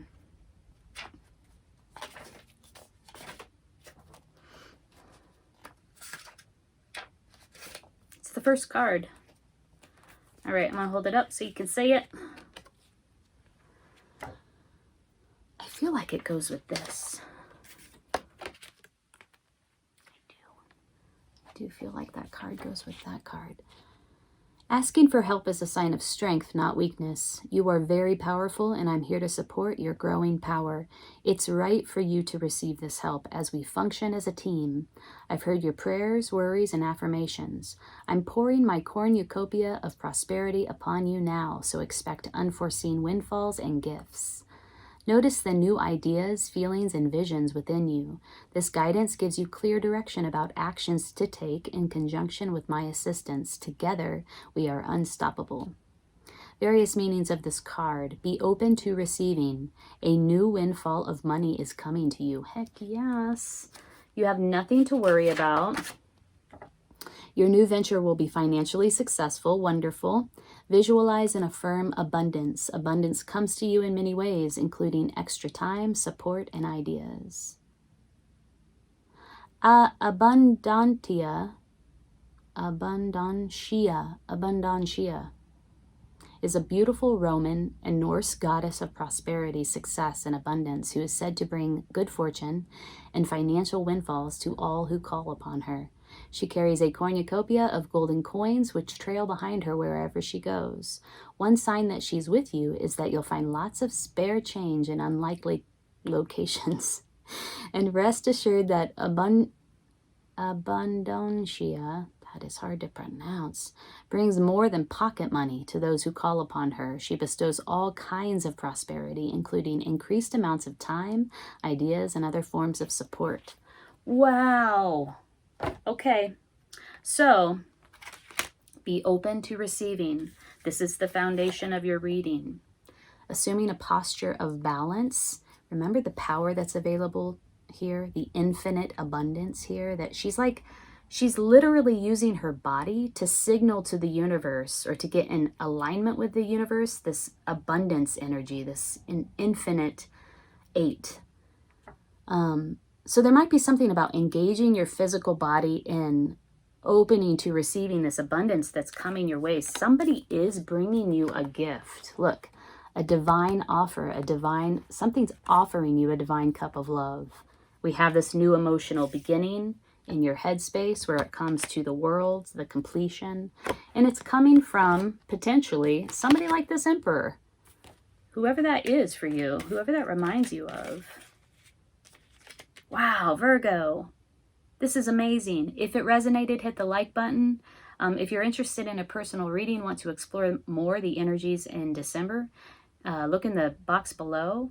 I'm wishing you the best in December, though it doesn't seem like you need much luck. Just open up, engage in some sort of practice that allows you to open up to receive. to engage in a receptive posture, because it's coming in for you and it's beautiful. Take good care. In your foundation or in your body, you have this collaboration that feels very magical. It feels very, 3 is a magical number. It feels very harmonious. It might have to do with, like, you know, the psychic arts or like the spiritual arts, but it's done inside of a community with other people. It's done inside of a collaboration, felt inside of a collaboration. We also have a collaboration in your future. Hi Libra, this is your general tarot reading for December 2020. We are going to be taking a look at the energies that are surrounding you and how you can best harness them in order to move forward effectively. So I've been shuffling your cards off camera. I'm going to give it a last shuffle here and then we'll sync up. My name's Amanda. I'm at Luna Sync Tarot. If you are new here, welcome. If you're returning, thank you for coming back. If this reading resonates, please hit the like button so that others can see it. And yeah, let's get started. We're going to look at your heart, your mind, your body. We'll look at the past, present, and future. We'll pull a few cards of advice for you at the end. All right, so in the position of your heart, we have Justice. Oh, Libra, this is your card. Seeking the truth. Balanced scales. This is like essentially at your core who you are. And so it makes sense that it's in the position of your heart, also in the position of the present moment. This image shows the 3 fates. All right, so in the position of your mind, what you think about it all is the Star. Wow. You could be in a place of healing, feeling like you're healing in some way, needing healing or engaged in the process of healing. This is also being recognized as a star. This could be something that you want. You might want recognition. You might want people to see you for who you are. Also having that oversight, that 60,000 foot view, like again, speaking to the truth. When you can see all of the parts, you have more of the truth available to you. There's more clarity available to you. So really taking that higher perspective. This is also seen as the wish card.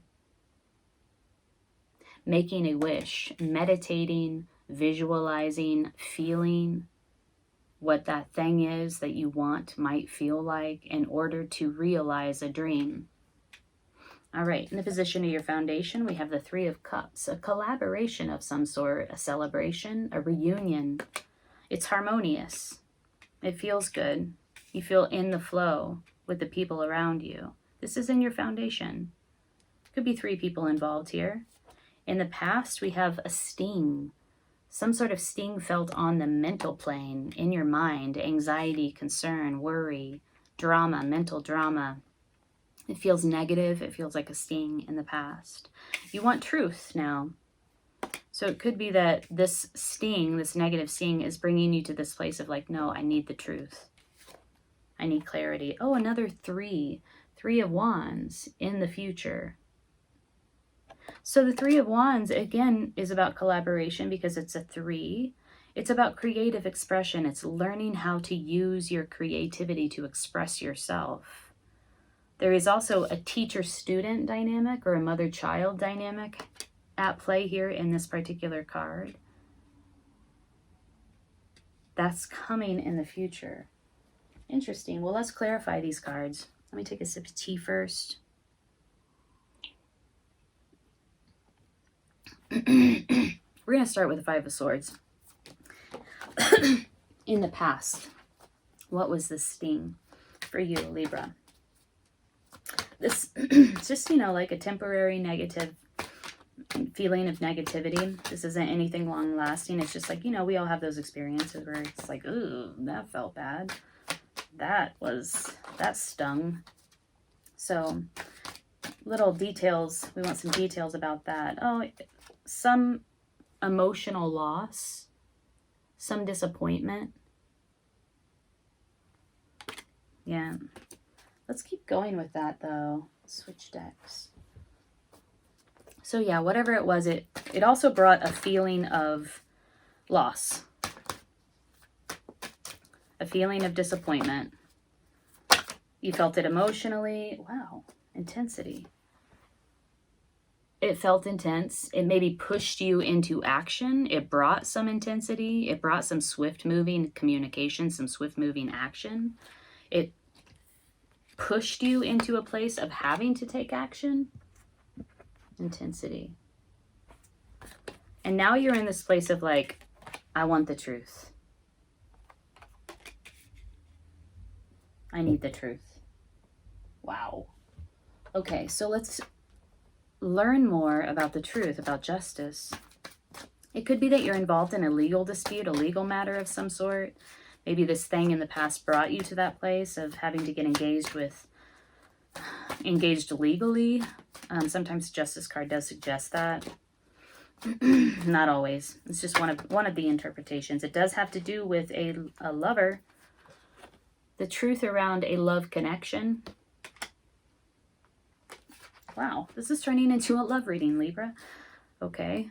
More about that. Wow. Somebody had to walk away from something that once brought them emotional fulfillment.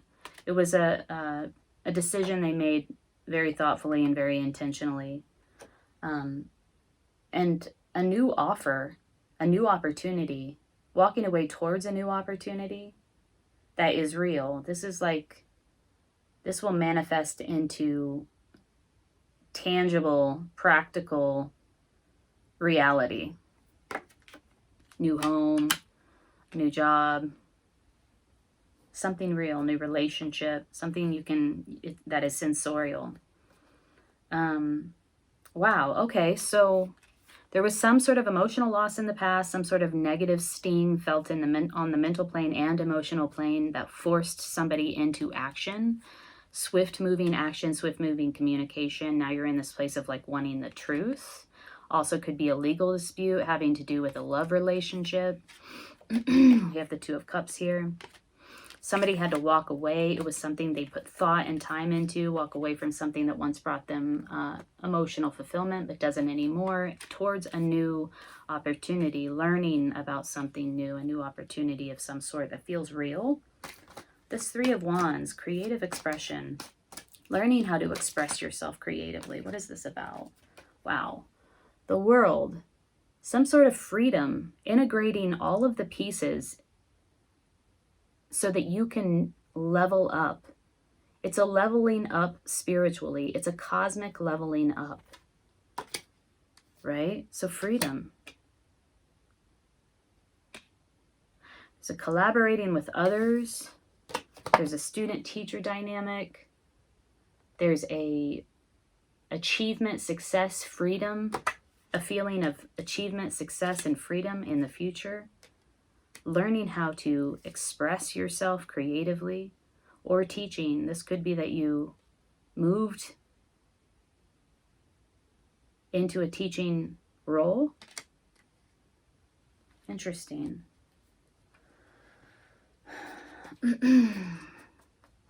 You're thinking about healing.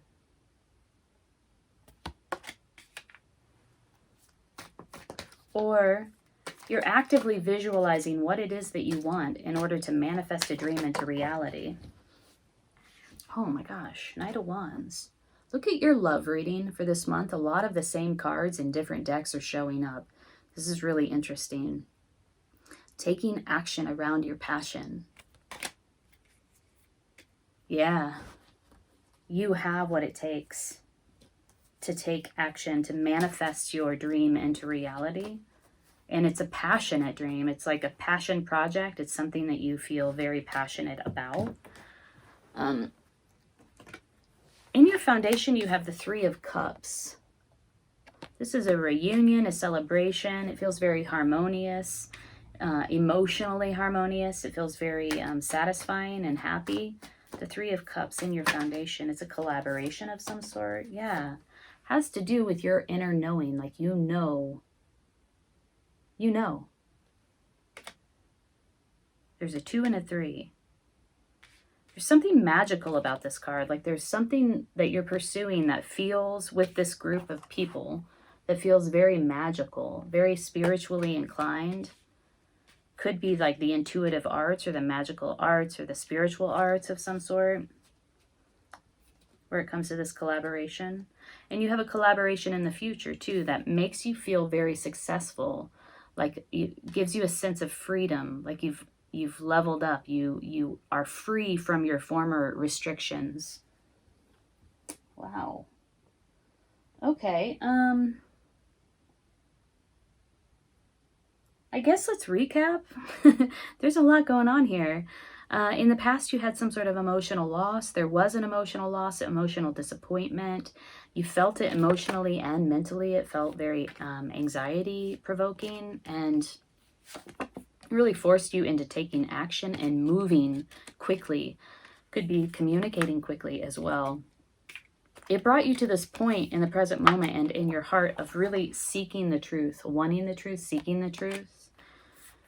This has to do with some sort of love connection that potentially you walked away from. Somebody walked away from something that brought them some emotional fulfillment at some time toward pursuing an opportunity. This opportunity feels real. It feels something like you can see, touch, taste, and hear. It feels like real in the 3D realm.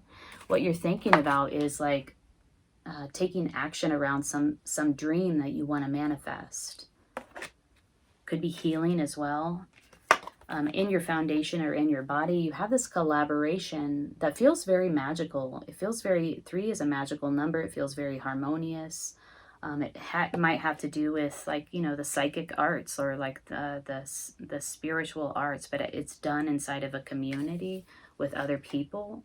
It's done inside of a collaboration, felt inside of a collaboration. We also have a collaboration in your future. 3 of Wands, around this passion, around this thing that you're attempting to manifest, right?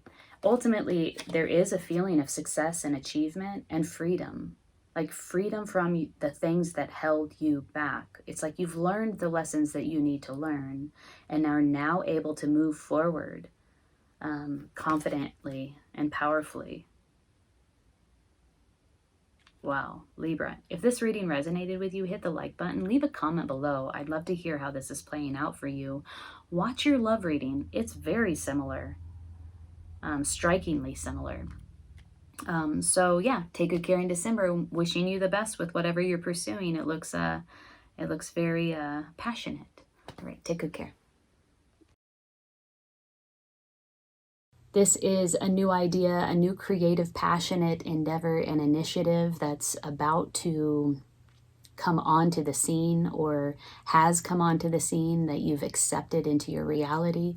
This is in the position of your body or the foundation. It's a spark of, more than a spark, it's like a burst. It's a burst of energy. It's an infusion of energy into your physical vitality, translating into some sort of physical vitality for you, but it's also in your foundation. So everything about, every card that comes out about this reading is held inside of this context, this fiery, passionate, creative new beginning. Hi Scorpio, welcome to your general tarot reading for December 2020. Thank you for joining me here. My name's Amanda. I'm at Luna Sync Tarot. I have already shuffled your cards off camera, so I'm going to give them one last shuffle or a few last shuffles, and then we will sync up. We're going to look into your body, your heart, and your mind. We'll look at the past, present, and future. And we'll also pull clarifying cards and a few cards of advice for you towards the end here. I want to thank you all for your likes and especially your comments. It's really a pleasure for me to connect with you and to know how these readings are, I don't know, resonating with you and also what's going on with you in your life. That is a real joy for me. And also your engagement with the readings helps my channel to grow and helps the videos, the readings, to be seen by others. So I appreciate you. Thank you so much. If you're looking for a personal reading, if you'd like to dive deeper on any topic, I would love to do that with you. I'm offering private personal readings right now. The link is below in the description box. So if you're interested in that, check that out. And also, I just wanted to share a little bit about myself for those who are curious. I feel like I've been doing this long enough that that's appropriate. I work in the field of communications. I love communications. I'm a mom to an 11-year-old boy who is just super wise and fun to be with.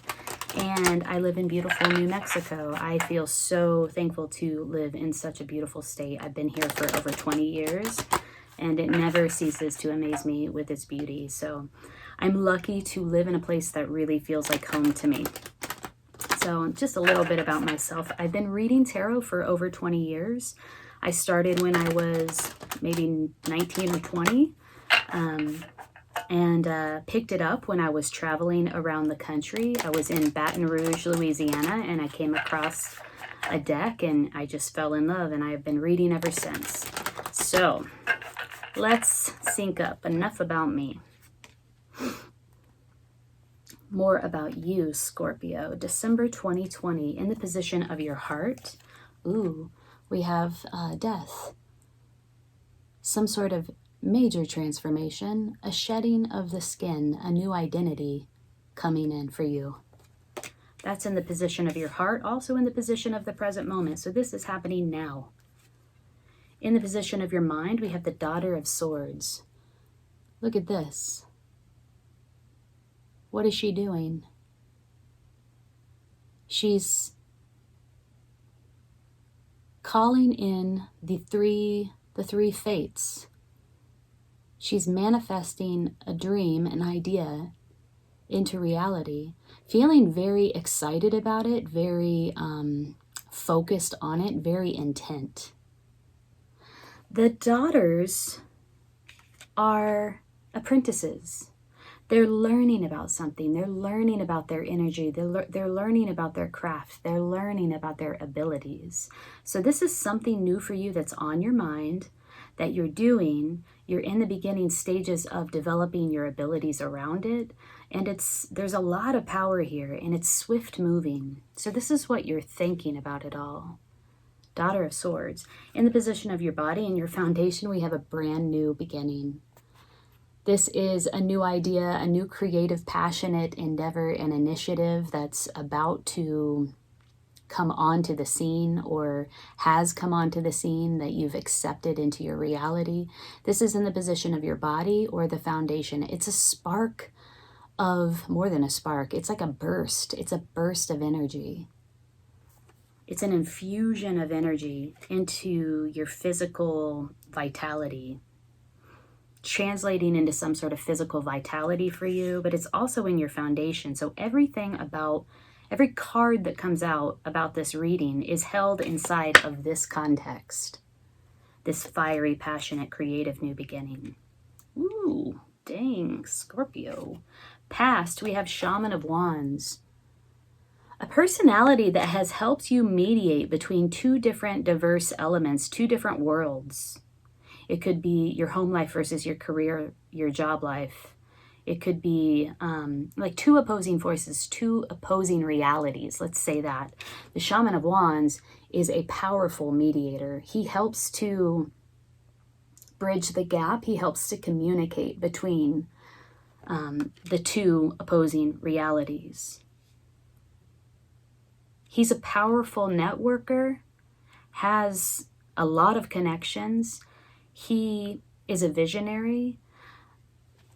You want the Shaman of Wands on your side when you're about to begin something new, in terms of like a new business, a new career opportunity, a new creative idea that could grow into something huge, something big, something foundational. You want the Shaman of Wands on your side because he is the visionary that has the network and the delegation capabilities to garner that support and to turn this, to fully realize this new beginning. And he's in your past.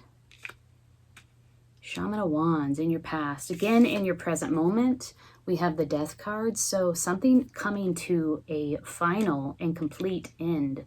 Major transformation, a shedding of the skin, a new identity. In your future, we have the Crone. Whoa. At a crossroads. Going within to find the answers. A choice is being presented to you in the future. And in order to make that choice, you're going to have to dig deep inside of yourself. The crone. Okay, let's clarify some of these cards, shall we? What is this death card about? We know it's about transformation. Ooh, more details about the death card. Oh yeah, this makes a lot of sense. Letting go. There's no resistance in this card. The raindrop, I don't know if you can see that. Oh yeah, there it is. This raindrop here falls effortlessly off of that lily pad and joins the collective consciousness with no hesitation, no reservation, no reticence, not even a thought. Its entire being is infused with this letting go quality. It's an effortless letting go. And that is what we're doing here in this card. Letting go, shedding the skin. That's in your heart in the present moment. Again, letting go. Trust. Look at how open and aware and conscious this person is as they fly, release themselves through the sky, suspecting that there's something juicy waiting for them at the bottom of this trust fall, essentially what it is. Trust, letting go, shedding the skin, the creator. There is some sort of fiery, passionate, creative new beginning that is in your reality right now. Look at this. Look at this source energy. This is gorgeous. And again, this is in the foundation of your reading, the body of your reading, the context of your reading. You have to shed this old skin to step into who you are. This is what you're bringing in.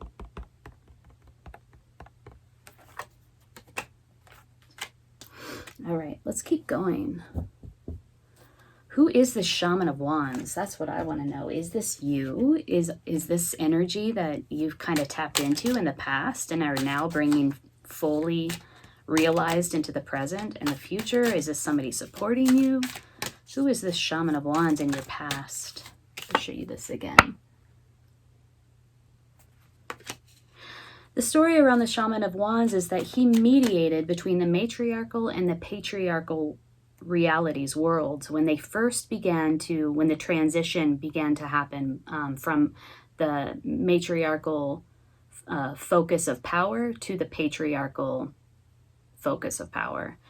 And this shaman was able to communicate effectively. He was a friend of the matriarchy, but he was male and also in a position to benefit from patriarchal power. But he was able to respectfully mediate and communicate between the two, which made him, you know, a powerful ally to the matriarchy at the time. So again, the Shaman of Wands is a personality that's able to mediate, able to communicate between two opposing forces, two very different, diverse realities. It could be more than two as well, you know, like strong communicator. Okay, Temperance came out to clarify the Shaman of Wands. Again, see how the angel in this card is blending energies? There's this act of blending that's happening here. So I do get a sense that in the past, there was a call to,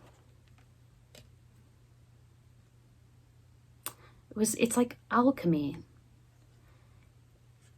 A call to engage in some sort of alchemical exercise where you are blending diverse emotions, blending diverse energies in order to rise to to take it to the next level.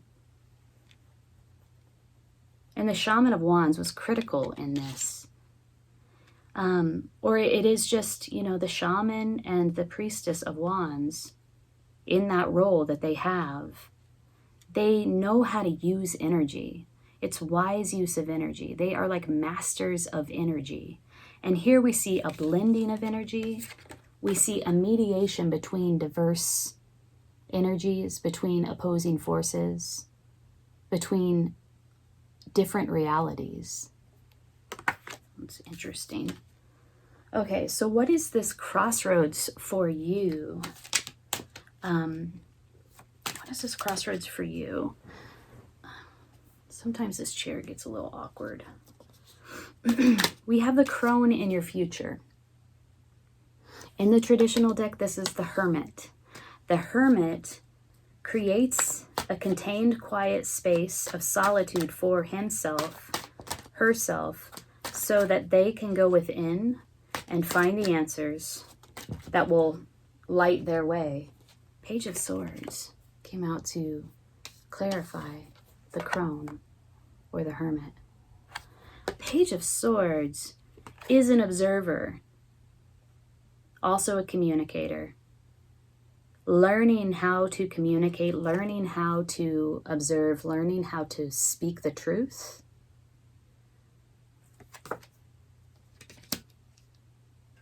Gathering information. Going within to gather information. But the Page of Swords looks without. The Page of Swords gathers external information in order to get to the truth of a situation. So there might be an interplay between the two, going within. Again, a blending of diverse energies. An interplay between external and internal. Using the information that you find in your research from external sources and weighing what you know to be true from your internal explorations to come to the truth of some situation. What is this Daughter of Swords about in what you think about it all? I feel like you are feeling your power and you're testing your abilities mentally, because it is a suit of swords. Like, are my ideas strong? Here we go. Oh. The Seven of Pentacles reversed. There may be a clash here between using your mind, like an over-reliance on your thoughts, versus your body, putting the work in, like using your body to do the work. So there may be some sort of disparity here between an over-reliance on your mind and an underutilization of your body to do the work. So a balancing there might be needed. Let's look into that a little bit more. What is that about? This is in the position of your mind, what you think about it all.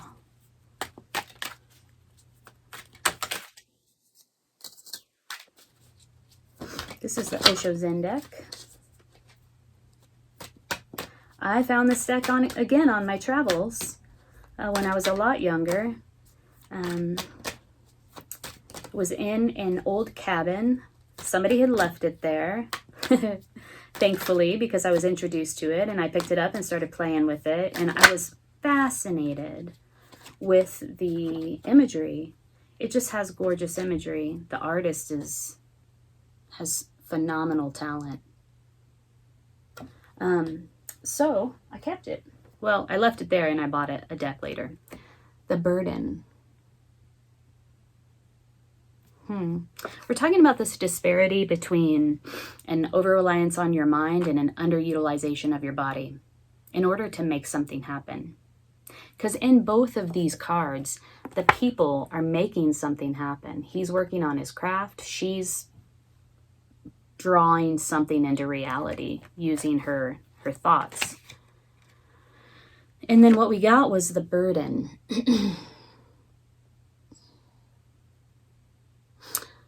Somebody is allowing their ego to run the show. There's a disconnect from the heart for this person. This is ego. This person that's like pointing up and has a rooster on his head, this symbolizes ego. And the ego is just like wearing this poor man down. Look at how burdened he is physically. He's so tired, he's so exhausted, but the ego will not let him stop. The ego says, get up that mountain. I don't care what you have to do. I don't even see you. Just go. Right? So it's like the ego is wearing you thin physically. And I do see that here with the mind versus the body. Could be that you just need a rest. And it could be that you need to blend these two somehow.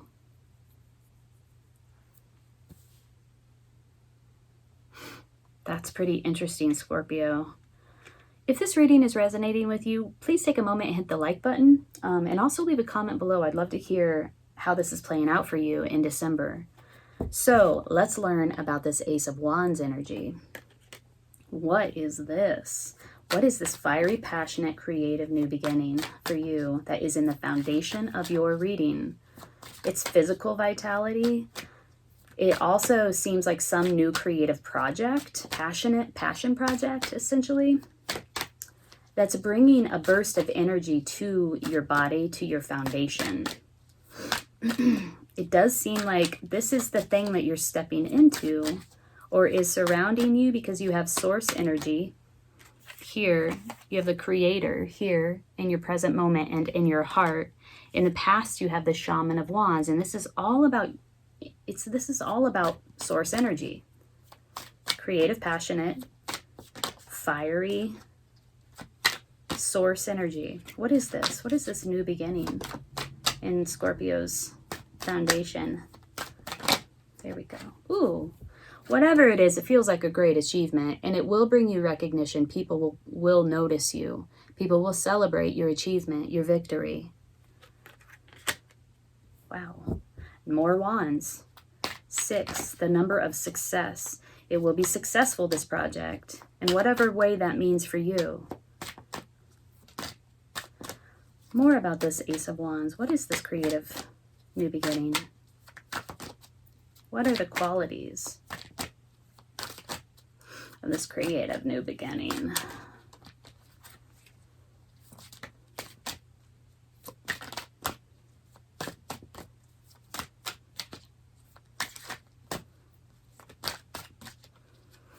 The Crone and the Page of Swords, I have to admit, is baffling me a little bit. It's coming after an ending. The Ten of Swords I read as a final letting go, a shedding of the skin, just like the Death card.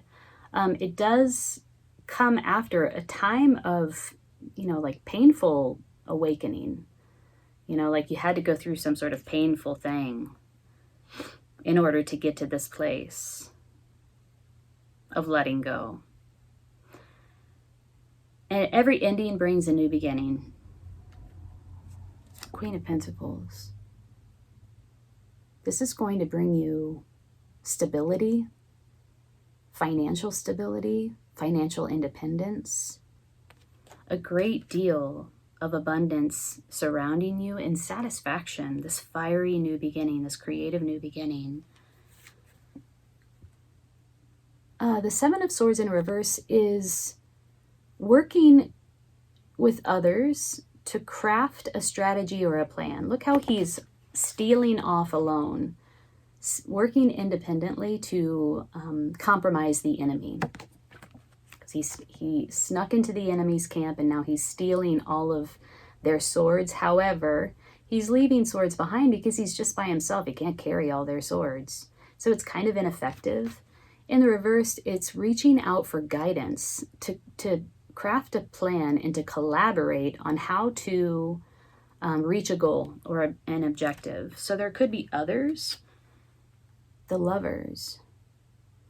We have this overarching theme in this reading of blending diverse elements, mediating between opposing forces, and communicating effectively, using your energy wisely in order to do so.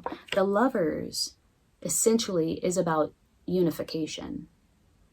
Look at these two people, again, two coming together as one. It could be quite literally that you're working with your romantic partner on this creative, passionate endeavor. It could be that it brings a lover, a soulmate type person into your life. It is sort of the portal for that connection to happen. And then finally we have the Four of Swords. And this is a rest and recovery card. After a betrayal, I have to say. After something that took a huge emotional toll. This is all coming out to clarify the Ace of Wands in your foundation. So all of this is going on here, an ending, a rest and recuperation, a unification or potential new lover, the promise of financial independence and abundance and recognition. And then this call to action of like, hey, if you want to reach your objectives and goals, you might want to collaborate with others and seek guidance on how best to do that. How can you best strategize and implement that plan in order to reach your goal? Wow. Scorpio. Let's pull here.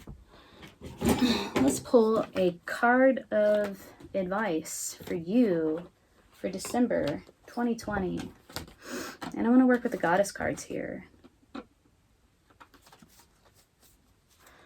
Card of advice for Scorpio as they navigate this new beginning and tap into this creator energy that is in their heart. You have a choice to make coming up in the future, and it will involve some study and some research and some observation. You're going to have to look into information, look at external sources of information, but it's also going to require you to go within and to balance those two sources of information.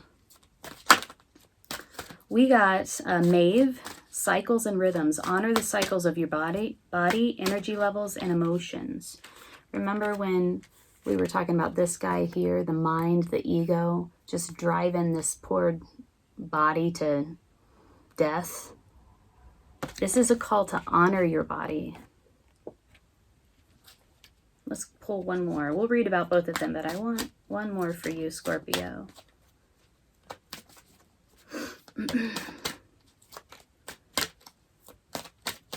So yeah, there's a lot going on for you here. If you're interested in going deeper here in December 2020 or into the next year, a personal reading is a great way to do that.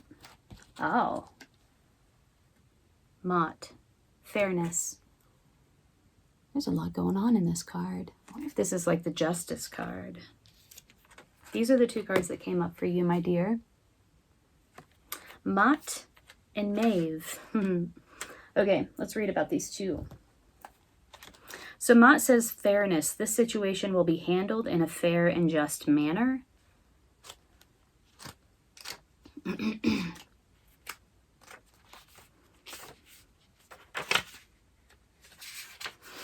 Maeve. There's a lot of cards here.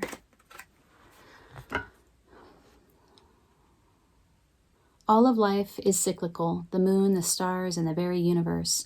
Life inhales and then exhales again. So why should you be surprised or upset that you too have cycles? There are times when you feel energized, awake, and alive. There are other times when you feel isolated and shy.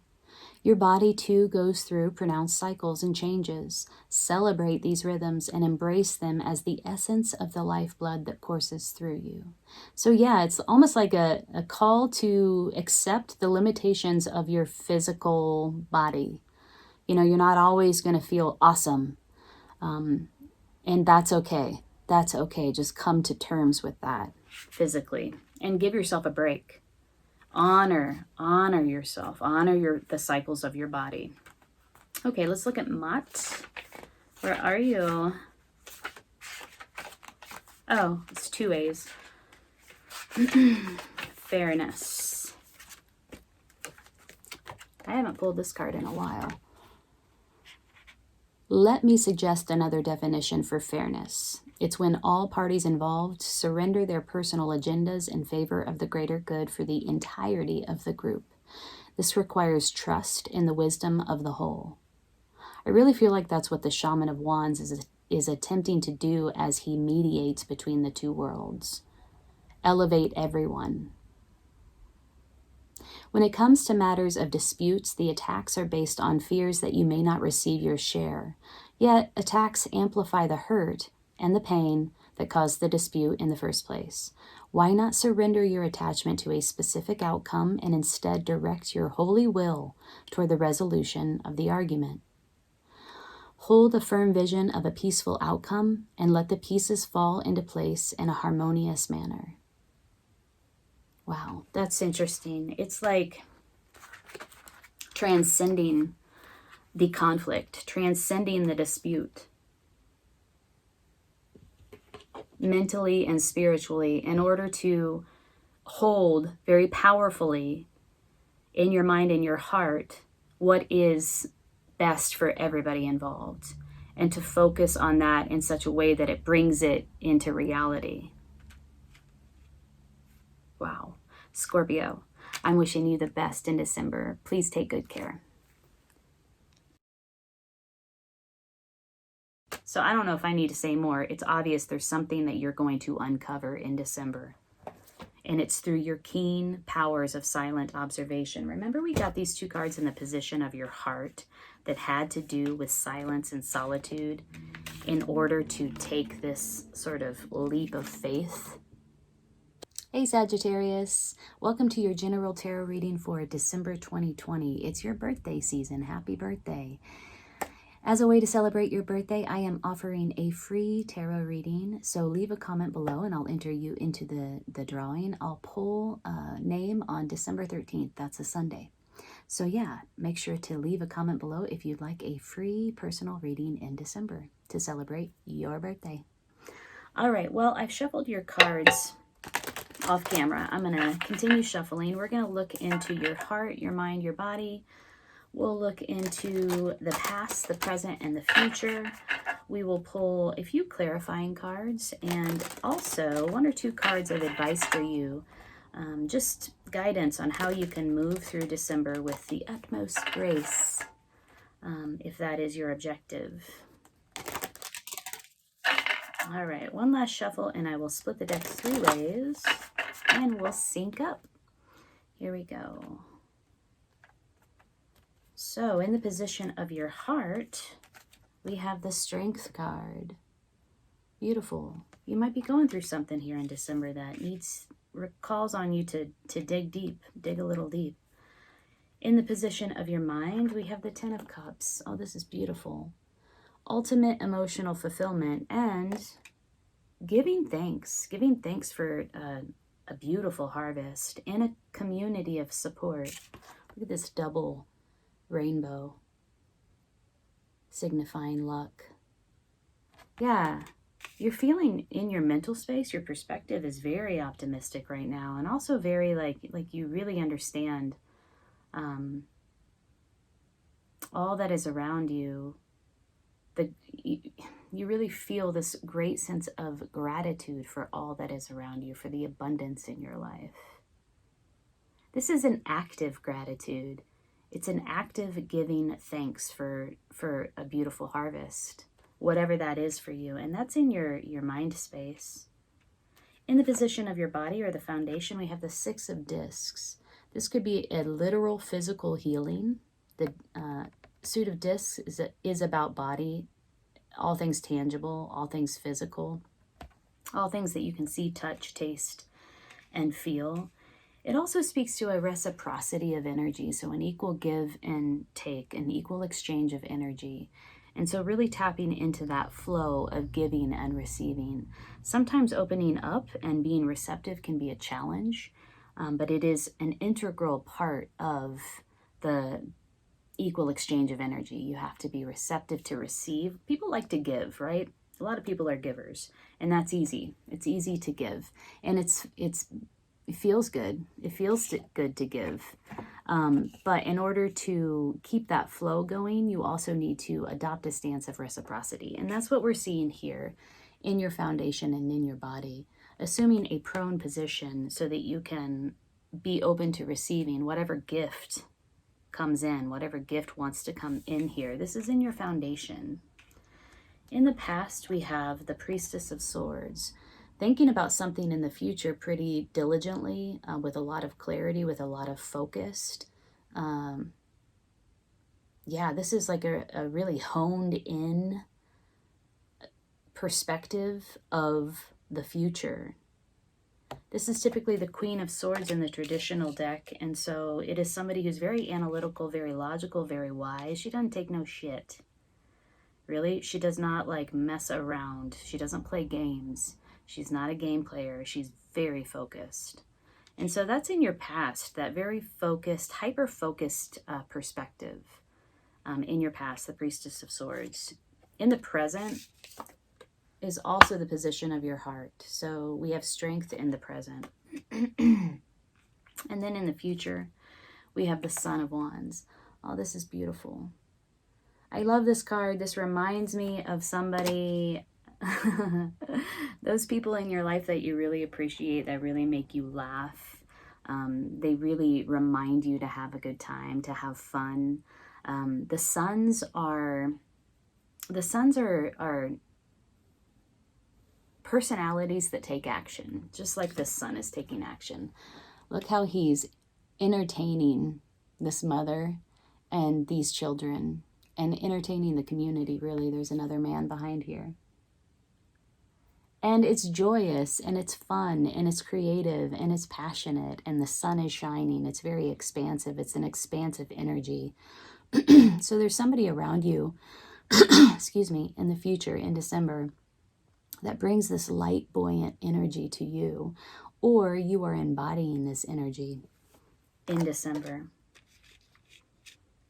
All right. Let's clarify a little bit here. What deck shall we use? Let's use the Gilded Tarot. So, we'll look at your foundation, the Six of Discs, this equal exchange of energy. What is this about? The world, a completion of some sort, a spiritual leveling up. It's the assimilation of everything that you've learned so far into one cohesive whole, and then moving beyond that, bringing it with you for sure, distilling that knowledge into wisdom, but moving beyond that to level up in some way spiritually. There's some healing that is integral to this spiritual leveling up, as you can see. It does require you to adopt a receptive stance. So I'm hearing that your ability to be receptive, to receive this gift, is critical in taking it to the next level. And it could be, like I said, a literal physical healing that leads to a spiritual leveling up. This is in your foundation for December. I'm sorry. I got a frog in my throat. Hold on. Are you all having sore throat issues or difficulty talking in December? Something to do with your throat chakra? Because that came on all of a sudden. All right, so yeah, some sort of spiritual leveling up that hinges on a physical healing and your ability to adopt a prone stance, a receptive posture, to be receptive. Okay, let's look at the Priestess of Swords in the past. What is this hyper focus on the future? Analytical, logical, wise. So wise. Hold on. Oh, Tower moment. Something shifted to the ground for you. Something fundamental and foundational to who you are and how you think about yourself, about your life. Something that you've built over a long period of time that really provided some stability to you for a great length of time came to an end. Could have been surprising, could have been shocking. And now you're thinking about the future. Now it's all about like, okay, that's over. There's a sort of reorganization, this decompensation, reorganization of the way that you think about your present and your future. And now you're really honing in here as a result of this Tower moment. Something coming to a dramatic end. And what do you think about the future, Sag? What are you looking at here? Gosh, my hands are super clumsy this morning. We're still clarifying the Priestess of Swords because I'm curious about the future. The future is the Son of Wands. This light, buoyant, happy, expansive, entertaining energy. And I have to say, that is your energy, Sagittarius. You embody that energy best from my experience with the Sages in my life. That energy comes very naturally to you, very native to the Sagittarius sign. So what is this future that you're imagining? Something flipped up, I thought. Yes. Ooh. Is that 2 cards up? 3 cards. 3 cards have flipped up. Okay. Lovers. This could be an actual love relationship, an intimate love relationship. This could be a coming together of different aspects of yourself. Burden. After some period of feeling very burdened, maybe your relationships in the past have just felt like a lot of work, a lot of toil. Moon. Some secrets here. Something hidden, something not quite seen. That's interesting that it's clarifying the Priestess of Swords, who is all about that sharp, like owls, right? Owls see in the dark. They have that piercing vision. They can see through all darkness. And then we have something hidden, something not quite seen. The power available. The moon is available in both cards. So really get a sense that you are seen through the dark right now. And maybe what you're summoning is this union, this twin flame soulmate relationship, or a blending of the different aspects of yourself to fuel this spiritual leveling up that's happening in your foundation. Let's clarify this Strength card. This is in your heart, in your present moment. I'm gravitating again towards what's in the position of your mind. It's the Ten of Cups. So this is a beautiful thing for this position because it really does express that you feel you're in that energy of gratitude and gratefulness and thankfulness. And you do see the abundance around you. You're very present with that and owning that. And also there's a humility here. There's a humility of like, thank you so much for the beauty that surrounds me, the abundance that surrounds me. It's ultimate emotional fulfillment. And that's where you're coming from with your perspective, which is gorgeous. There's a lot of power in that perspective. So the Strength card in the position of your present and your heart. What is this about?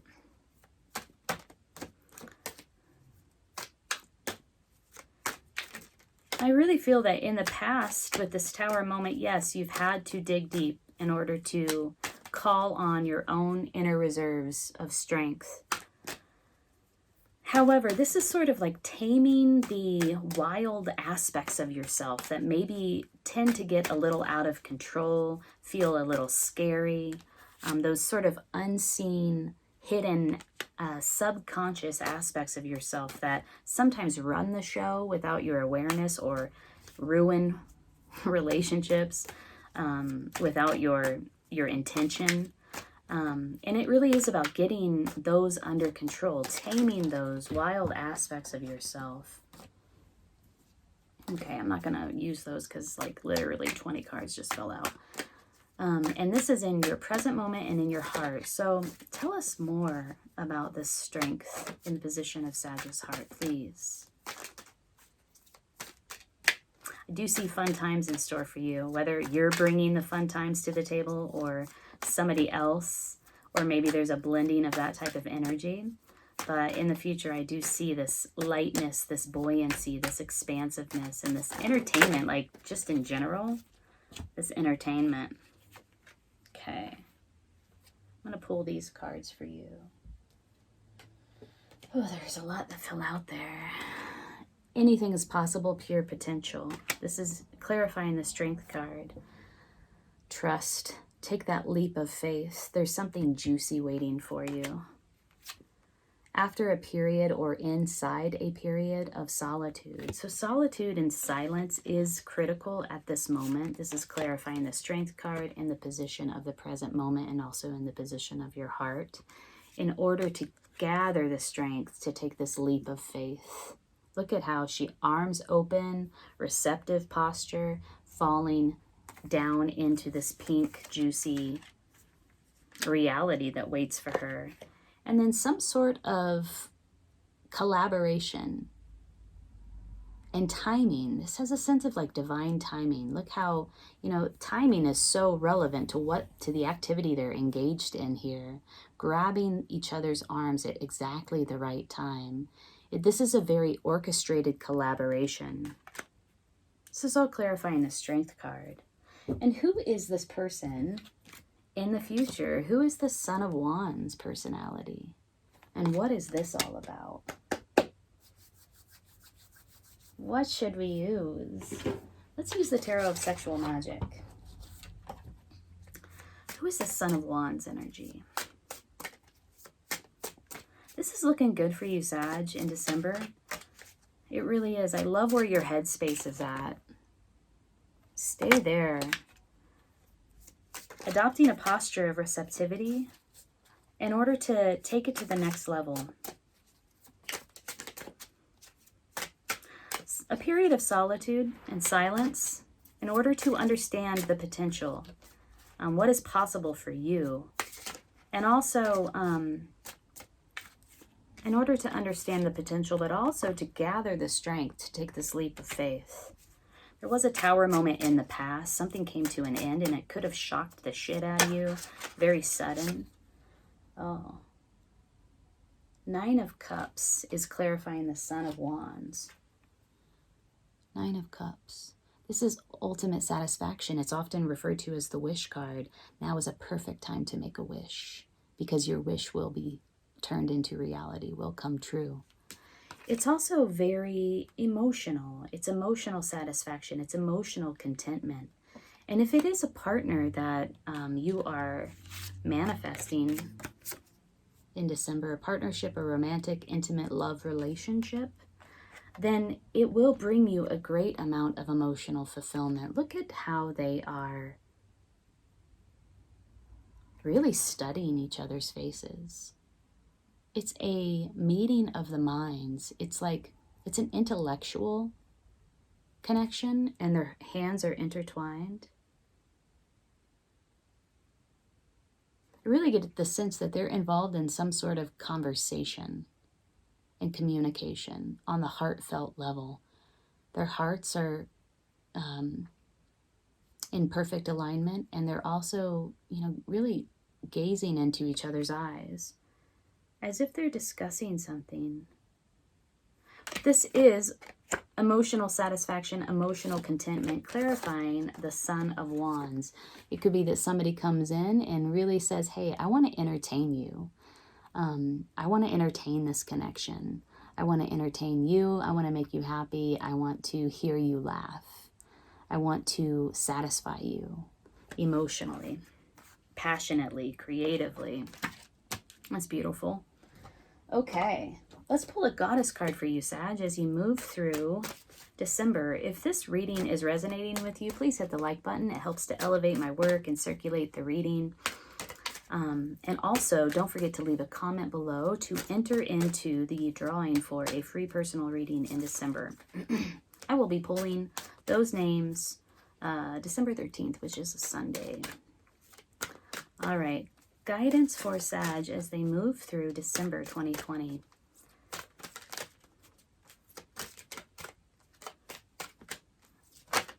Okay. Oh, yeah.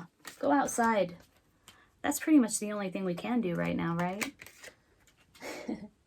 Oh, and then I had one on the bottom, Aphrodite. So, go outside. Cordelia. You've been indoors too long. Go outside and get some fresh air. Maybe that's where you're going to meet this special person that really intoxicates you and brings you a great deal of excitement and enthusiasm. And then Aphrodite, inner goddess. Awaken the goddess within you through dance, self-care, and appreciating your divinity. That is gorgeous. All right, let's pull another one. How about a medicine card? Since it is your birthday season after all. Do you feel like there's some sort of love connection happening here?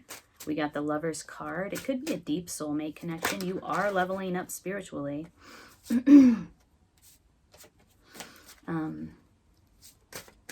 And whatever it is, whether it's a love connection or a unification of the different aspects of yourself, it does bring this emotional contentment. It does bring sort of like this levity. Levity is a good word. And that is what the sun brings, is this levity. And that's in your future. So, guidance for Sag as they move through December 2020.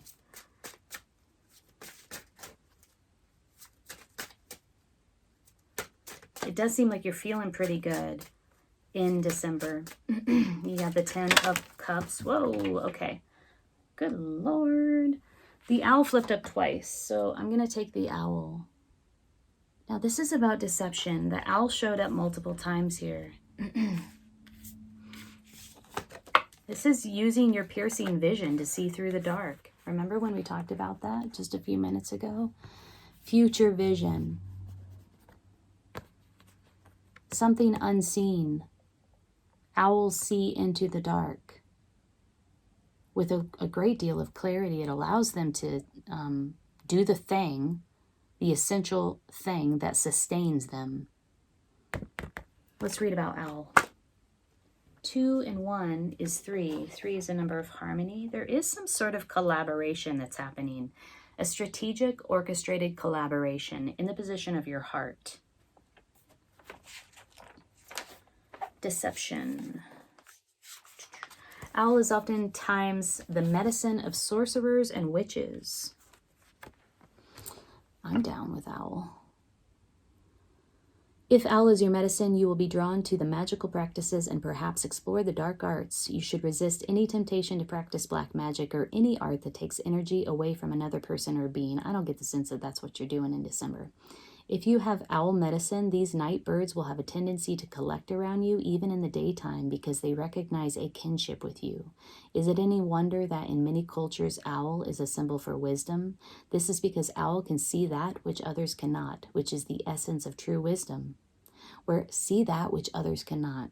There's something hidden, something unseen that you are going to uncover with your ability to, I don't know, see, with your ability, your innate ability to see into the darkness. Where others are deceived, owl sees and knows what is there. Athena, the Greek goddess of wisdom, had a companion owl on her shoulder which revealed unseen truths to her.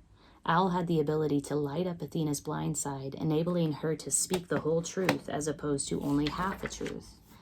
If owl is your personal medicine, no one can deceive you about what they're doing, no matter how they try to disguise or hide it from you. You may be a little frightening to be around since so many people have ulterior motives which you see right through. If you are unaware of your medicine power, you may take your keen insights and abilities for granted, but others never do. You may frighten them and reflect their blindness, for you cannot be fooled.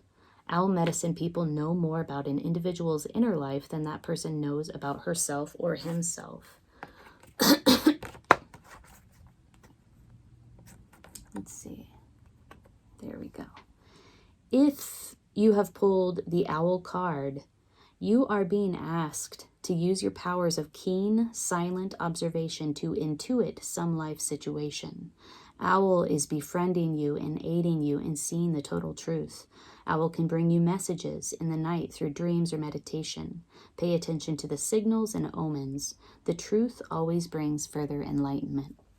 Wow. Yeah.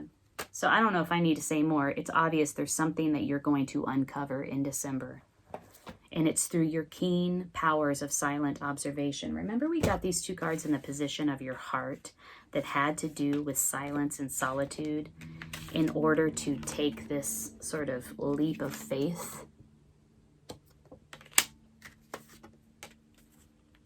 Yeah, keen powers of silent observation. You're going to uncover something here about the future.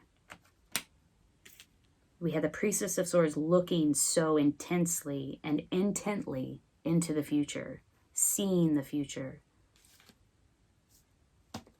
And, you know, I really love the vibe of this reading, though. We have in the position of your mind this spirit of gratitude. We have in the future this emotional contentment, this emotional satisfaction, like a wish came true. A wish came true for you. I love that. Sag, happy birthday. If this reading resonated, leave a comment below. I'll enter you into the drawing for a free reading in December, pulling that on December 13th. And I'm wishing you the best in December. Take good care. Ground this vitality, this fiery, passionate, creative energy that you are finding your power inside of.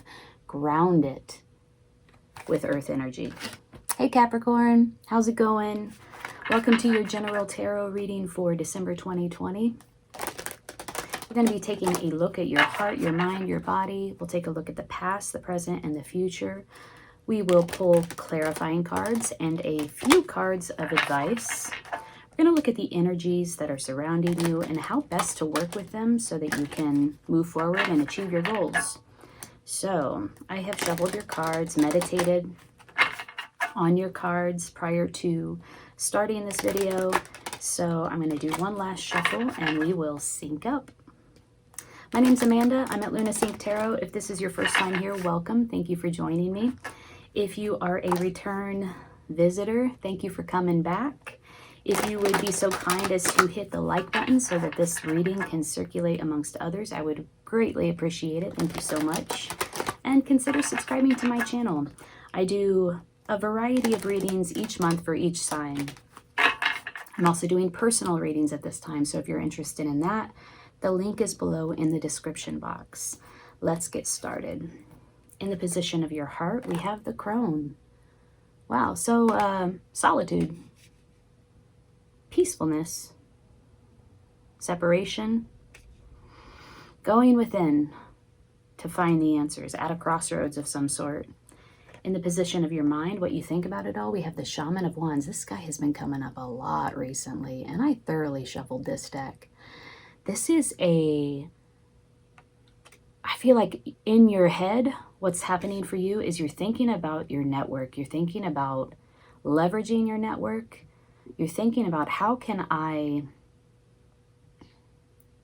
work with my community, work with my network in order to make this thing happen. The Shaman of Wands is a strong communicator. I feel like the communication is really high for you right now in terms of how you're thinking you might achieve some goal around some passion project, some new endeavor. So let's see, in the position of your body and the foundation, we have the 10 of Discs. Wow, giving birth to something new inside a community of support. Look at this. This is also about like having a this is in the position of your foundation, your body and your foundation. It's about having a very strong, abundant foundation. Like there's a lot of support around you. So that could be support of other people. It could be a support of a community, support of resources. Having a lot of abundance in terms of resources. That could be money. That could be just, I don't know, a bountiful harvest. There's a lot of support around you and your foundation is strong. That's beautiful. In the past, we have the Son of Swords. You might have encountered somebody who is detached from their heart. When they approach their objective, when they approach their goal, they do so in a very logical, rational, analytical way. It doesn't have a whole lot to do with their emotions. And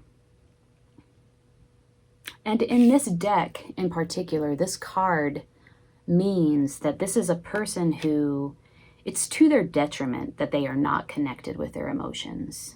So there might have been an emotional detachment in your past. Either you were experiencing that or somebody was experiencing that or bringing that in, particularly where it comes to achieving something or getting what you want.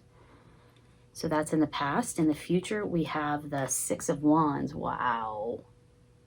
A lot of vibrant, vital, fast-moving energy around you, but you are standing in your power inside of it. Look at this spinning wheel that she is.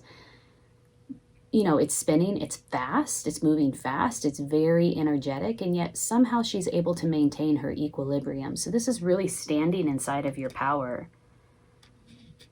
There's going to be a lot of activity around you, and you're standing strong inside of your power. The Six of Wands is about achievement. It's about recognition. It's feeling like you've achieved some sort of success and people are recognizing you for that. The number 6 is a number of success. All right, that's awesome. Coming to you in the future, Capricorn. All right, well, let's clarify some of these cards, shall we? So right now, in the present moment, so the crone in the position of your heart in the present moment, those share the same position. You're in a period of solitude, like a timeout. In the traditional deck, this is the Hermit. So the Hermit goes within to find the answers, to light his or her way forward on their path. The crone is on a path and she's at a crossroads. So there is some sort of decision that needs to be made.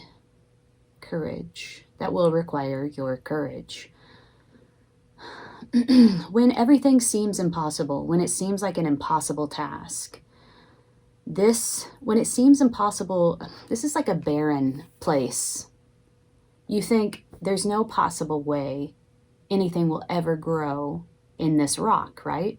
Somehow this beautiful daisy is able to root, to seed, to root, and to grow inside of this barren environment. Let me get this out of the way. It speaks to the, what is the word? It speaks to the creativity of life. Like it's never ending. It's impossible to deter.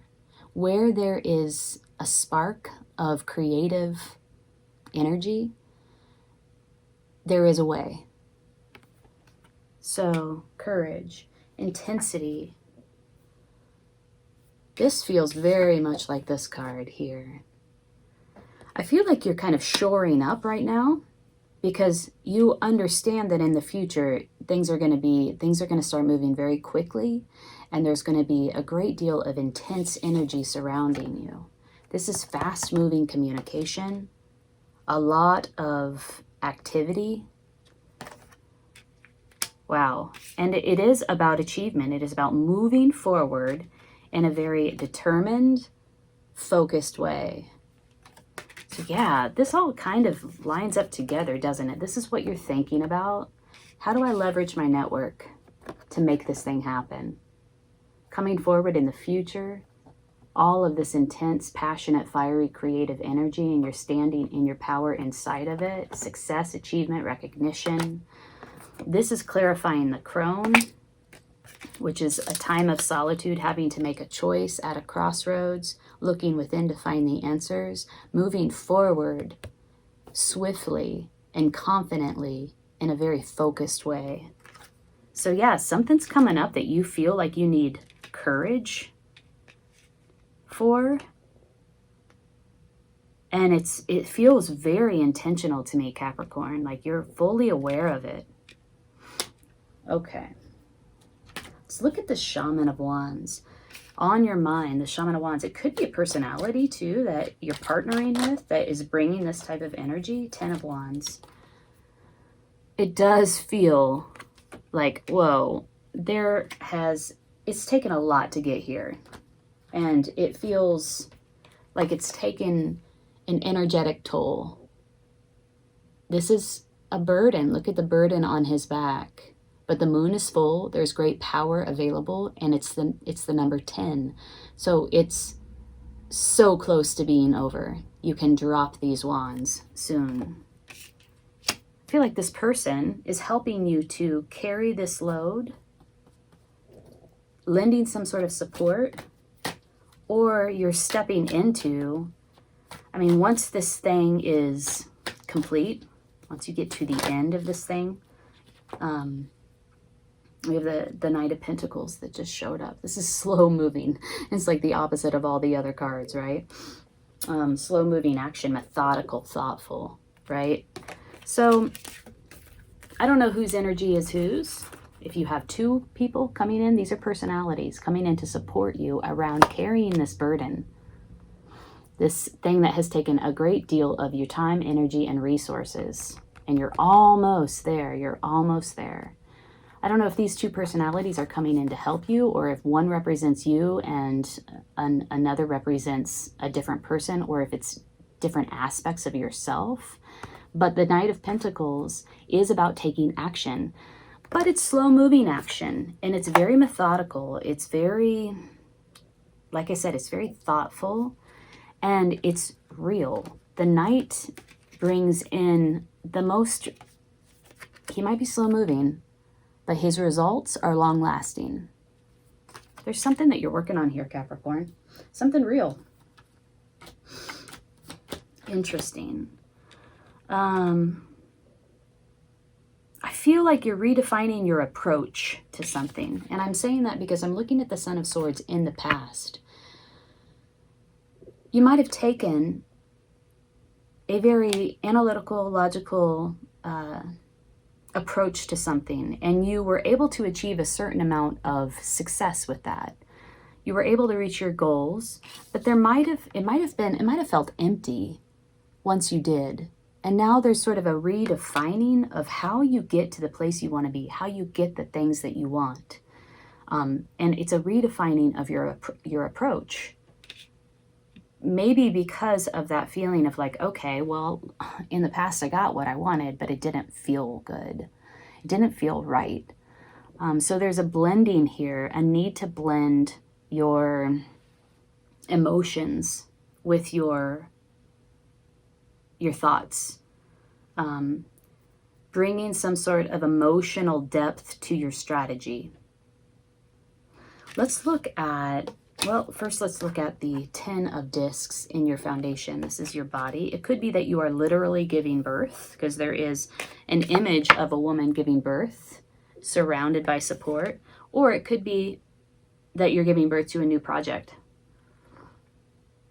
A new path, a new way forward, a new job, a new career opportunity. Something is coming into existence, and you have a lot of support around you for that. So let's look into that and see what this is about. What is this new thing? Oh, well, yeah. Okay, so confirmation that there is something new coming in for you. The Ace of Pentacles. This is something real. This is so interesting because this is the seed that grows into this.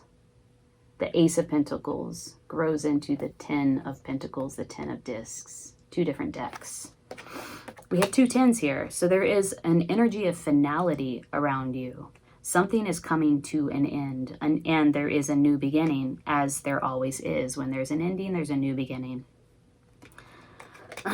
So in your foundation, in your body, there is something new in the way of a home, new career, new vocational opportunity, something real, something solid that you can see, touch, taste, hear in the 3D realm. And there is support here for you. You're building this abundance where it comes to whatever the new thing is.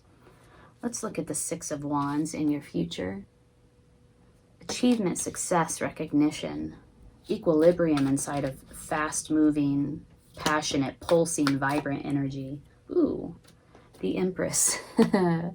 You know, this card for me, it's so cool that this came out, because this card for me is literally tapping into your quintessential energy and standing in your power, knowing your worth, knowing your value.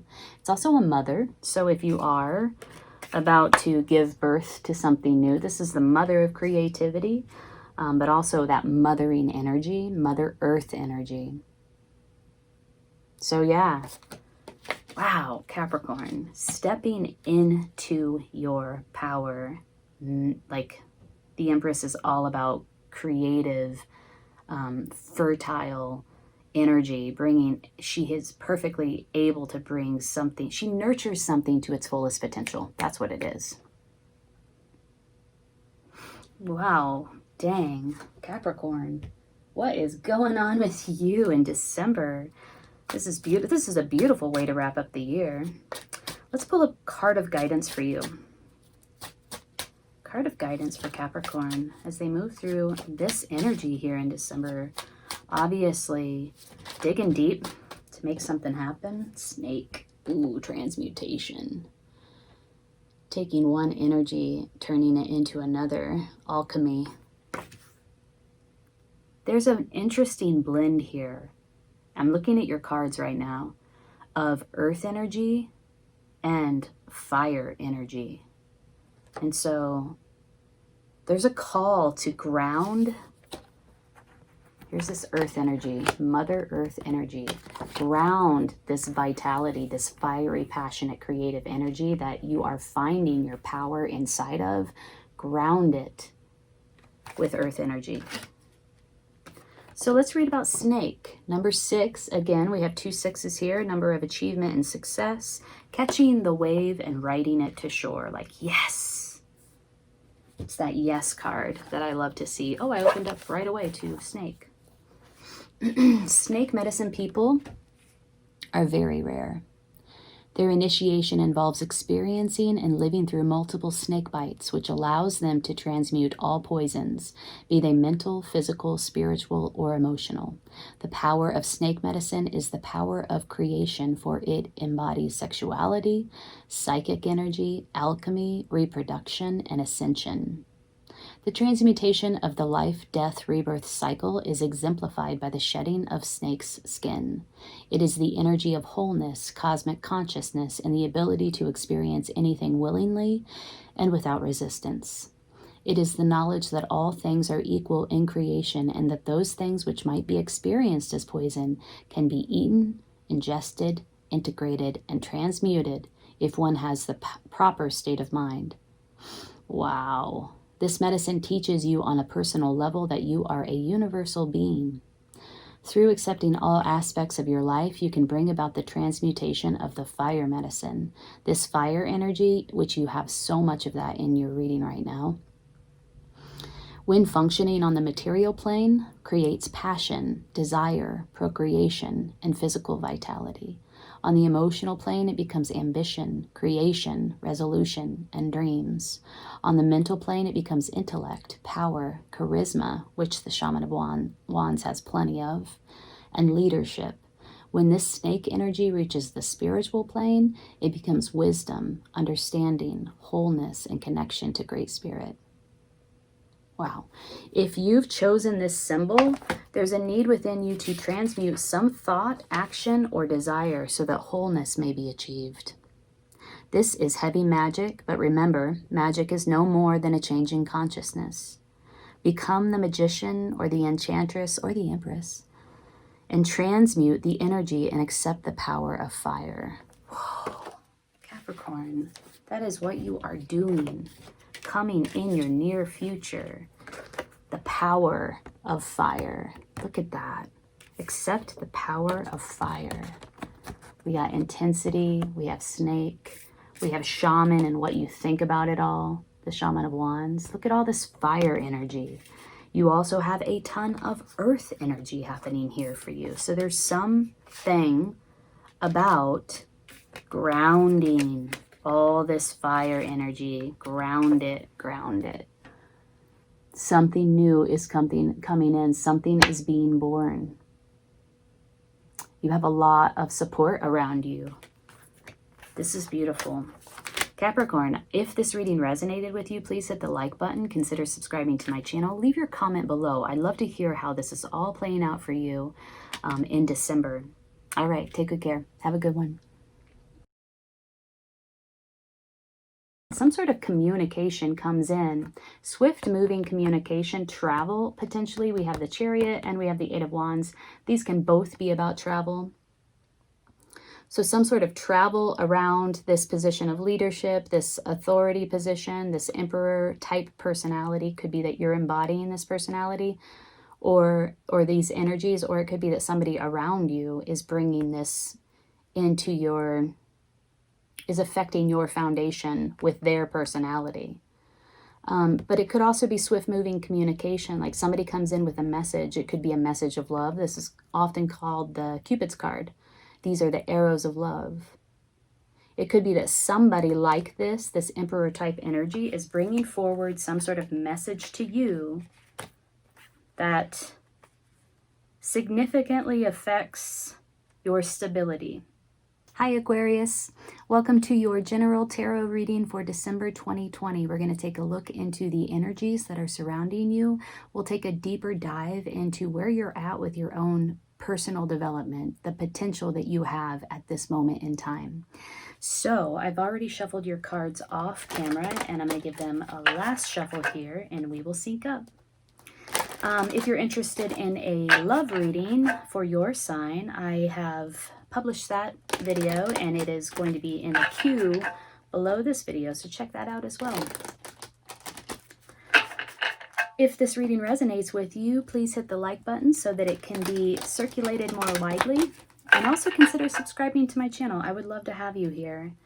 I'm also doing personal readings at this time. So if you'd like to learn more, dive a little bit deeper with me, I'm happy to do that with you. The link is below in the description box.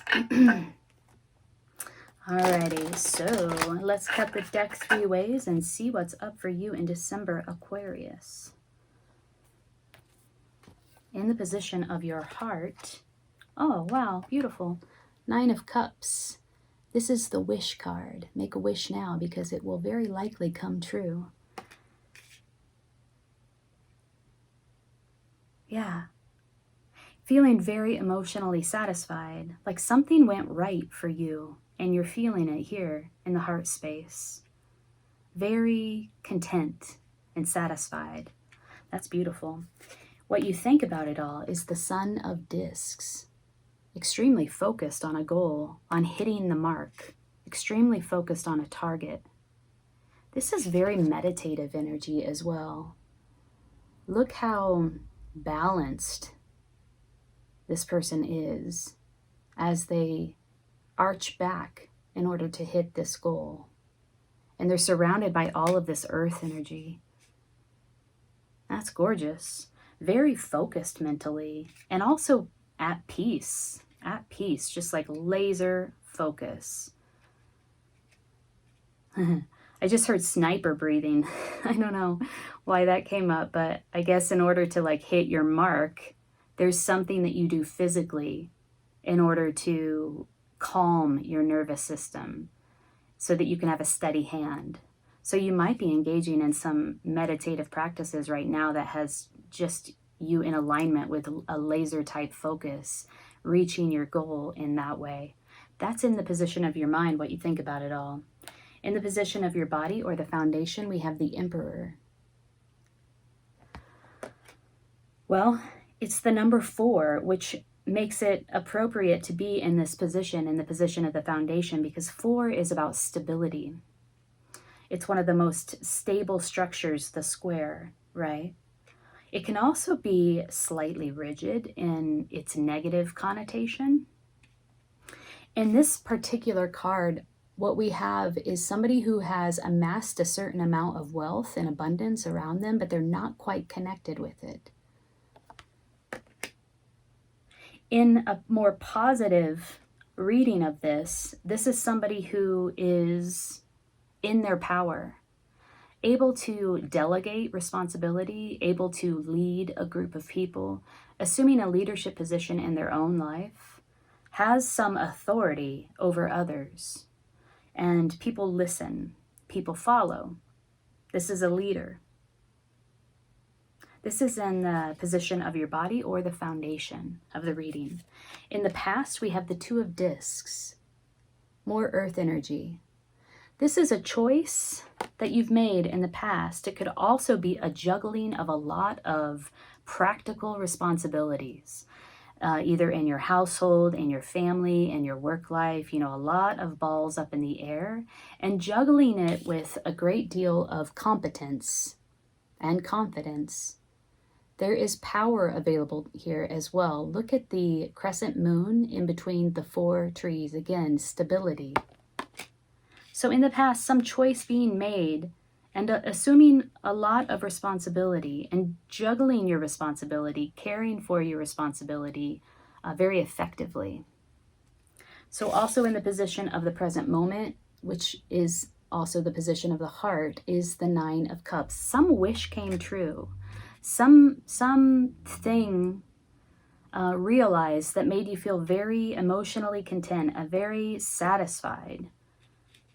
Like, I did a good job, or yes, it's happening. In the future, we have the Shaman of Swords, powerful. Speaking your truth. Again, this is a leadership energy. Speaking your truth, having a higher vision. This is like advocating for something. It's activism.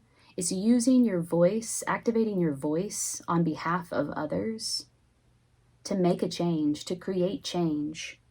And this is about truth and clarity.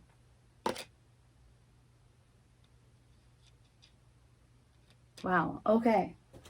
Let's clarify. What was this? Let's look at your heart. The 9 of Cups in the position of your heart. What was this about? Why are you feeling this way? What wish came true for you, Aquarius, that you're really feeling in your heart space in the present moment? This card always reminds me that there is great power in visualizing what it is that you want and incorporating into that visualization or that meditation the feeling of the thing, the emotions behind the thing. Oh, Aquarius, the master. Yeah, you feel like you've mastered something. You have this juggling of responsibilities here that you're doing in a very competent, effective way.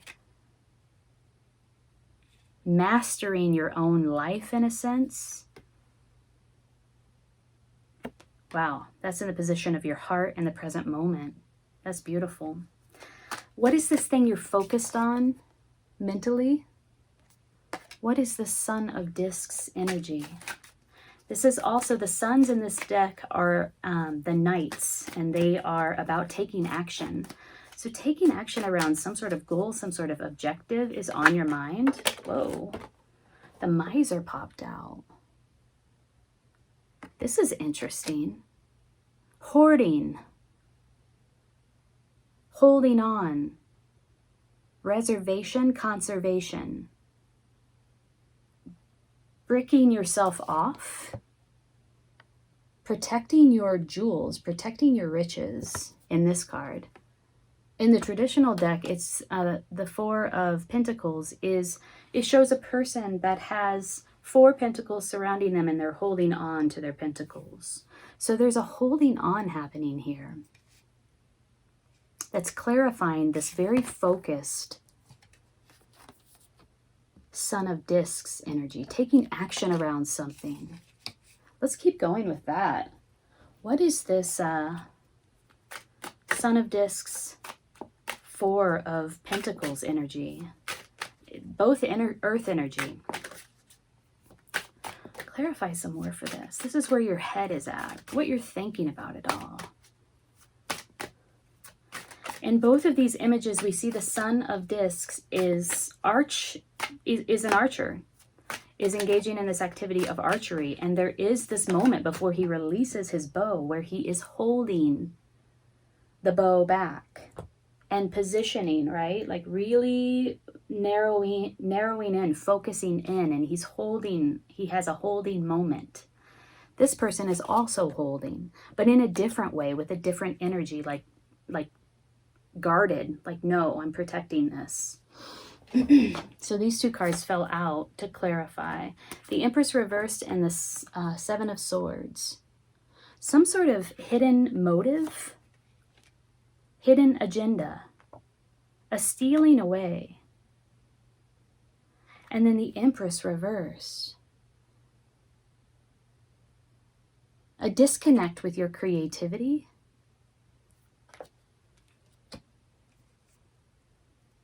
This is all very interesting. Let's move along and see if we can make sense of those energies there together in the position of your mind.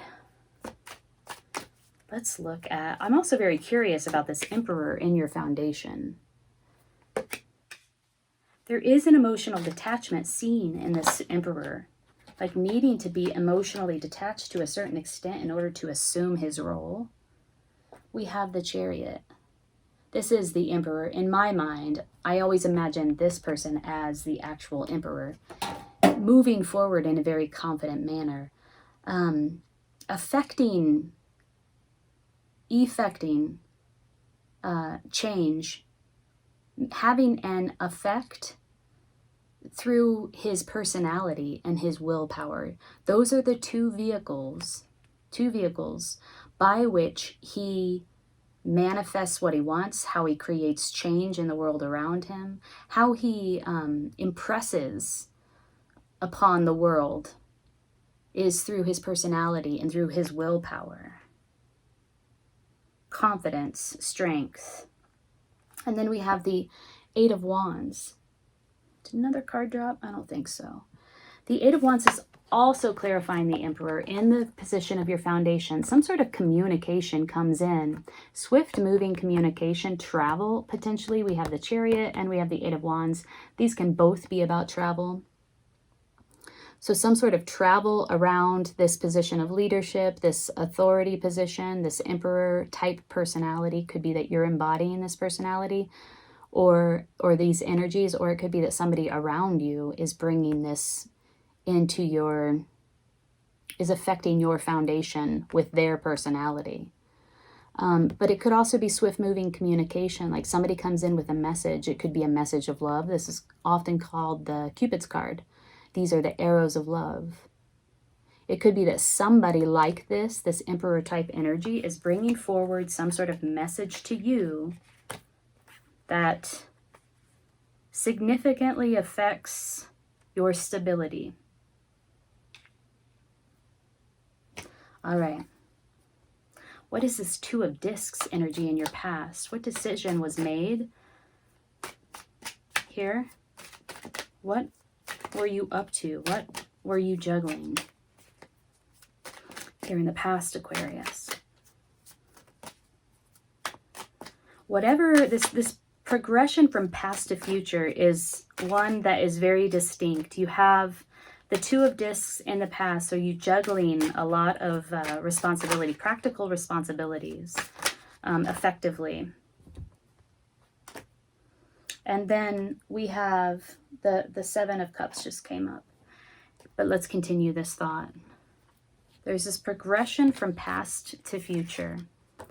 Here we have you juggling something very effectively in the past, possibly making a decision about something. In the present moment, making a wish, feeling very satisfied, emotionally content, feeling like you mastered something, or you are the master of something. This falls in line with Emperor energy as well. And then in the future, from this springboard, using your voice to activate something on behalf of others or on behalf of yourself, like using your voice in a very powerful way to speak the truth, to bring clarity to a situation, to affect change. And then in order to clarify the Two of Discs, we have the Seven of Cups, which is having a lot of options around you, having a lot of choices. It can be very distracting energy. It can be very confusing, like which choice do I make, right? It's very illusory at the same time. It's not quite real. But you here are grounded in the choice that you make. So it could be that in the past there were quite a lot of diverse energy surrounding you, a lot of options, and you stood very solidly on your ground and juggled that energy, managed that energy, and made the choice that you needed to make. And it brought you to this place of feeling like, yeah, I mastered that shit, right? What is this Shaman of Swords energy about? What are you using your voice for? What are you activating here? We know you're activating your voice, but for what? On behalf of whom? Oh, the wounded healer. Ah, you might encounter some challenges here. This is competently and confidently and strongly meeting a challenge. It's not just about defending yourself, but it's having the courage and the bravery to stand up and do that in a very effective way. Somebody here has experienced a psychic wound. They've been through a lot. And they're at the point where all they see is the enemy. You know, they've been battling for so long that everywhere they look, they see the enemy, and they have sort of a shroud of paranoia and skepticism around them. So using your voice to meet some sort of challenge, doing battle, having gone through the battle, this is somebody who's very experienced with meeting the challenge. Interesting. Ooh, shore up, Aquarius, in the present moment, because you will be challenged once again in the future. You will meet that challenge, but harness the power that's available to you now, because you are mastering something. This Emperor energy in the foundation is really interesting to me. I don't know if this is you stepping into this type of leadership position or this type of energy, this type of role, or if somebody's bringing this to you through some sort of communication, through some sort of message. Could be about travel as well. All right, let us pull a card of guidance for you. In your mind space, you have experienced some sort of deception that has put you in a place of retraction. Like I'm like defending myself. I'm holding on to what is mine. And it's that place that has you somewhat disconnected with your creative force, your source energy. Ooh, turkey reversed. And this seems to be something that you're very, very hyper-focused on right now. Let's read about turkey reversed. I think turkey is the giveaway. Oh, interesting. We're talking about holding on, and turkey is the giveaway. Okay, well, let's read about it.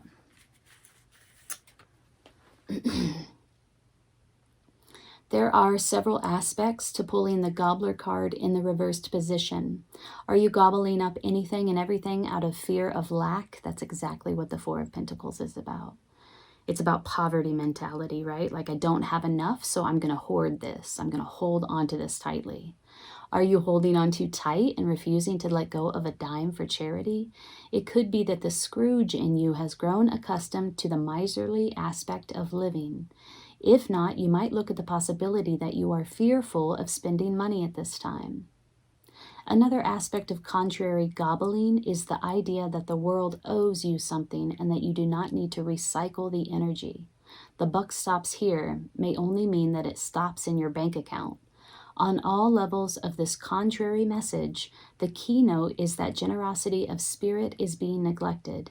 This can be towards self or others. Remember, never give to receive. That is manipulation. Giving is without regret and with a joyful heart, or the giveaway has lost its true meaning. So there's a very powerful message here for you to loosen up, to, like this. If you have any feeling like there's not enough, if you're coming from this place of lack, which would be Empress energy reverse as well, right? She's all about like infinite abundance. If you go out into nature, which the Empress is intrinsically connected to, Mother Earth energy, you will notice infinite abundance all around you. Never-ending abundance. So if you are battling this fear of not having enough and coming from this place of lack and needing to protect what is yours, there needs to be some sort of loosening up of that so that you can recycle that energy, so that you can get back into the flow of give and take. And practice giving away what you feel you can. Also, generosity of spirit, generosity with yourself.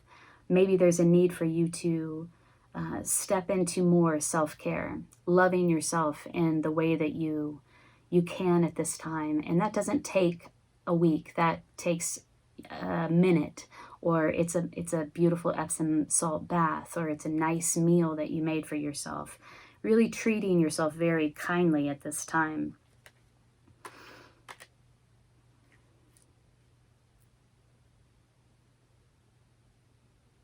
The Wish card, the Nine of Cups. This is something that you're manifesting at this time, the Master, this Master energy over the Nine of Cups. This is a message of, it's all available to you, pure potential. Whatever you wish for, you will receive. This is the thing that needs to be, the understanding that needs to be mastered. And it is possibly the treatment for this fear that you're not going to have enough. Wow, let's pull one more card for you. Aquarius, if this reading is resonating with you, please hit the like button and leave a comment below. I would love to hear how this is playing out for you, or how you're feeling about this reading, how it resonates. I love talking with you all. Whoops. Also, if you'd like to dive deeper into what's coming for you in December, I'm offering personal readings right now. The link to my Etsy shop is in the description box below. Guidance for Aquarius. Whoa. Hold on. Guidance for Aquarius as they deal with this energy of lack and also making a wish to bring more abundance into their lives.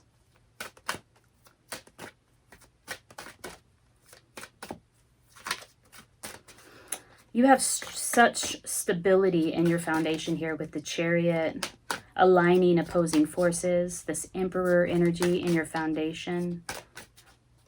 Something is moving fast, either a communication or literal travel.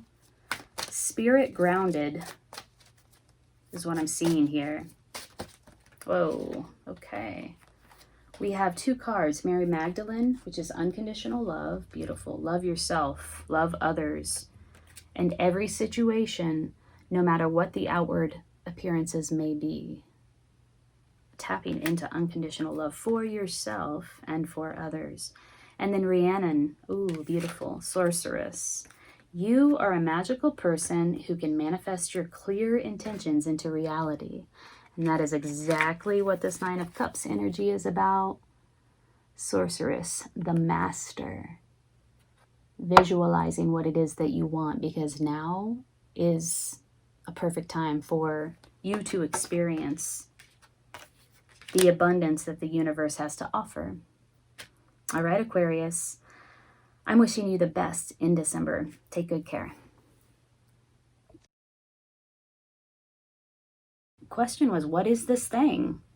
This is the thing.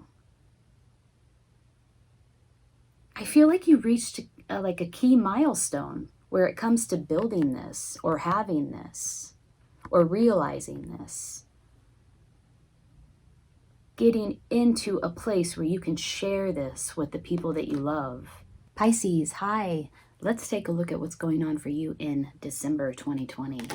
We will take a look at your past, your present, and your future. We'll take a look at your heart, your mind, and your body. We'll pull clarifying cards and a card of advice towards the end. We're just going to take a look at the energies that are surrounding you and how you can harness them, work with them to move forward confidently to achieve your goals. All right, so I've been shuffling your cards off camera for a little bit. I'm going to give them one last shuffle. We'll cut the deck 3 ways, and then we will sync up. Pisces, December 2020. In the position of your heart, oh, beautiful. We have the sun. A feeling of expansion, happiness, joy, especially inside of a community of support, like a family unit or a group of friends. A lot of clarity right now. Your heart is clear. In the position of your mind and what you think about it all, this can't get any better. The 6 of Cups. This is the card of catching the wave and riding it to shore. It's the yes card. It's a card of emotional fulfillment, some sort of achievement, some sort of success, some sort of victory, right? Look how they're holding their lanterns up in a posture of success. Felt on the emotional plane, but also in the position of your mind. So it's something that you're fully conscious of. Like you got what you wanted somewhere, somehow. We have the sun in the position of your heart, and in the position of your mind, we have a very similar card, which is one of success and achievement, victory, felt emotionally. In the position of your body, we have the 6 of Wands. Wow. Another 6. Something is being accomplished this month, Pisces. This is maintaining your balance and equilibrium inside of a spinning wheel of fire. So a lot of energy around you, a lot of vitality around you. This is physical vitality, so it's cool that it's in the position of your body. You might be experiencing a great deal of physical health, like just feeling really good in your body. It's also in the position of your foundation. So while there might be a lot of energy and activity around you at this moment, you are balanced and strong inside of it. This is standing inside of your power. Wow. Shakti energy. In the position of your past, we have the 10 of Cups. Yeah, something came... Gosh, Pisces.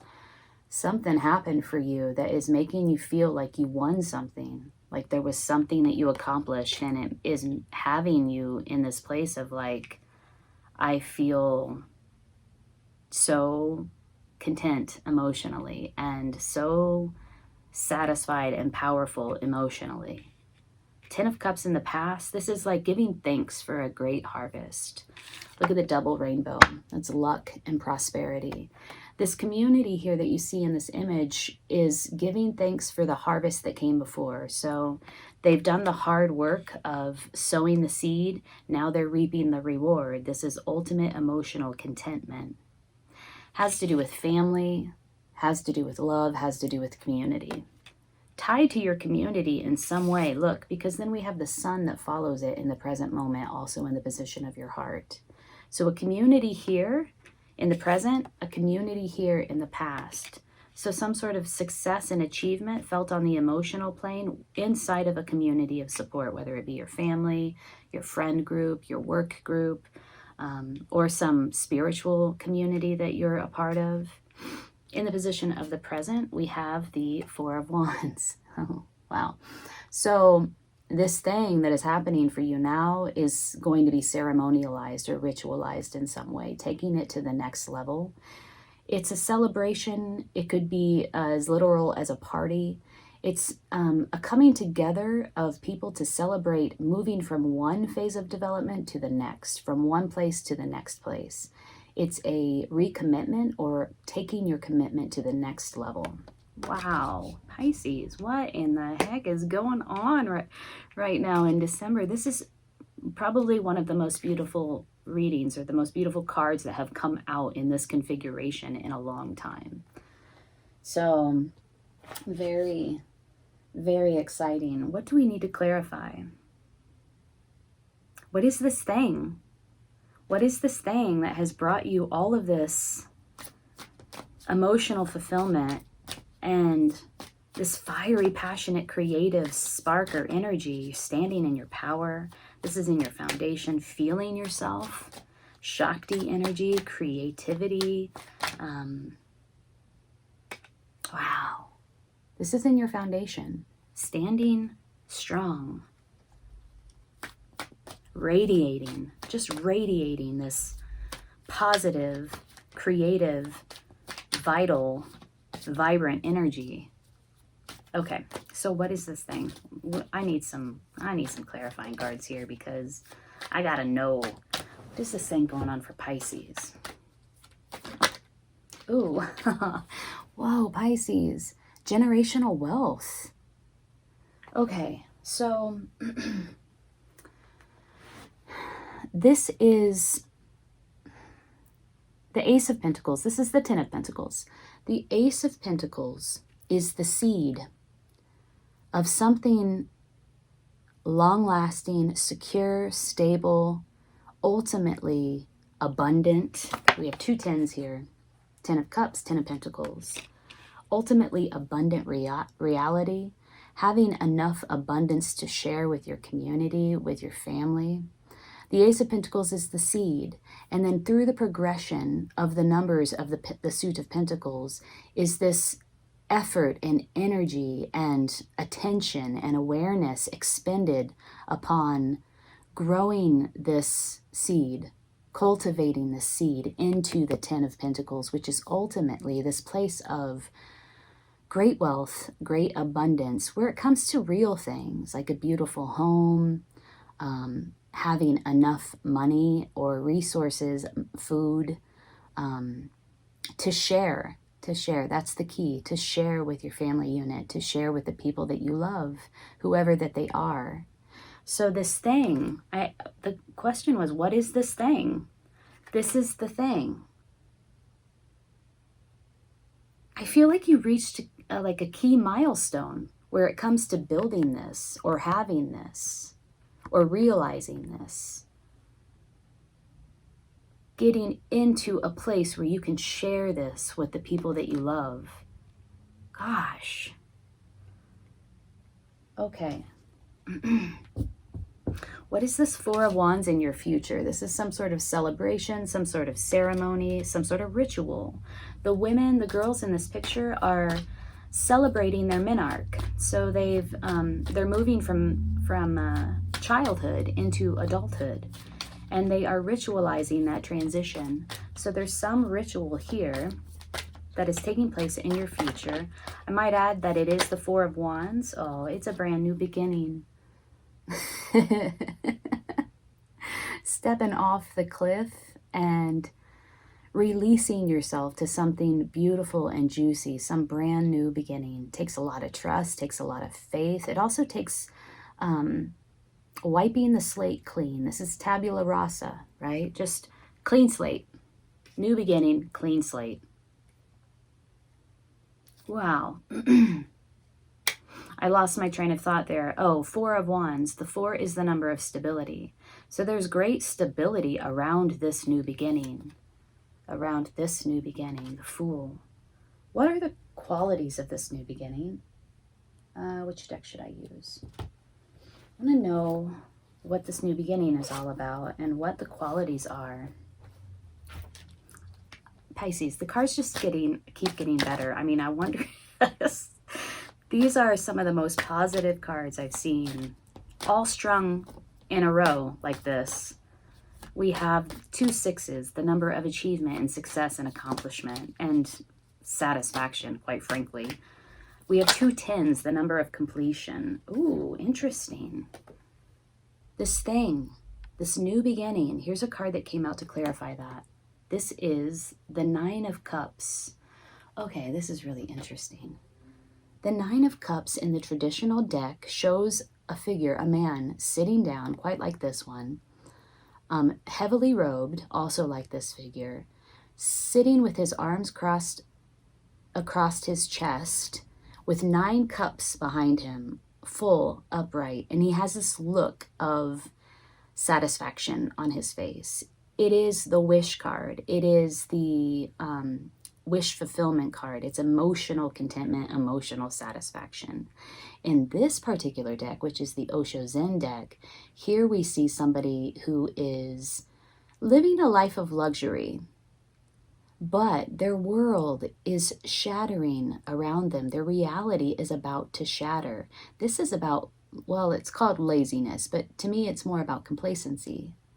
Being in a place and sort of being satisfied with where you're at and unwilling to make a change because you feel like, you know, this is fine. You know, this is actually very comfortable and I'm fine with this.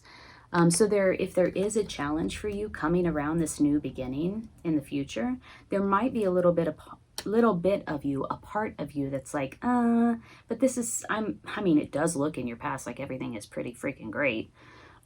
This is okay. This is good. I'm fine with this. Push yourself because there's something better. Push yourself to get out of that sort of, that comfort zone that you might have been in.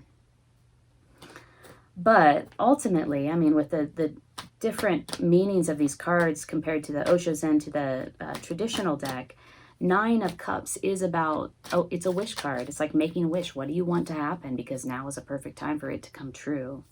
So engage with that energy. See, now this person is not engaging with that energy. They're just sort of, you know, like, no, cool. I'm comfortable where I'm at. This is pretty great. This is pretty good. However, what you see in this card is that it's coming for him. Look at the shattering of this ice or glass or whatever it is around him. It's coming for him. So it's best to engage with that energy. What do I really want? And be proactive, be active in that energy because it's coming whether you engage with it or not. So you might as well engage with it.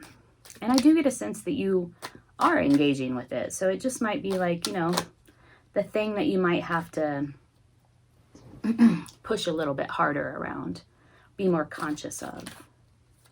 So, wow.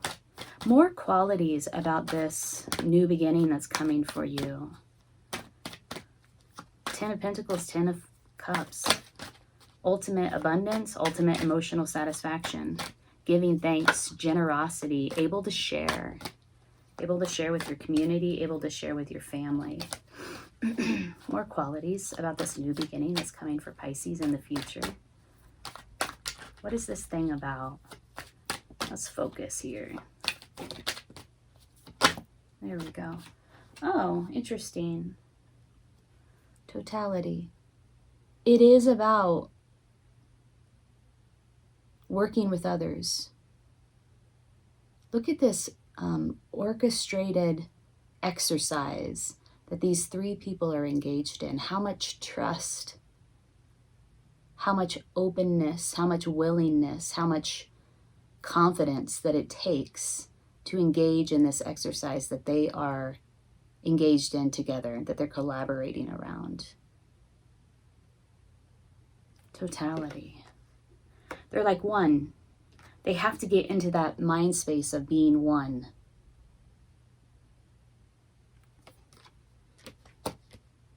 Working with others. Whatever this thing is coming in the future, it will involve collaborating with others, and it'll take you to this interesting new place of oneness inside of that collaboration.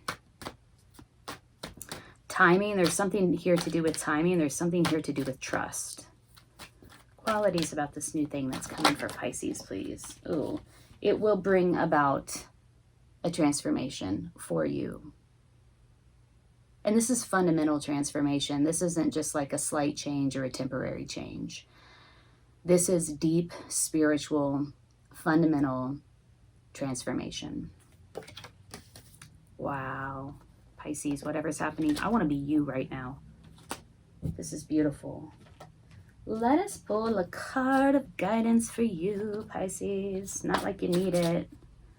But, you know, just some more wisdom here for you in December 2020, particularly where it comes to embarking on this new beginning. Hawk. Oh, 2. This is a messenger.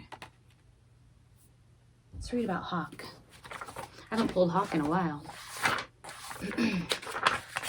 Yeah, it's the messenger card.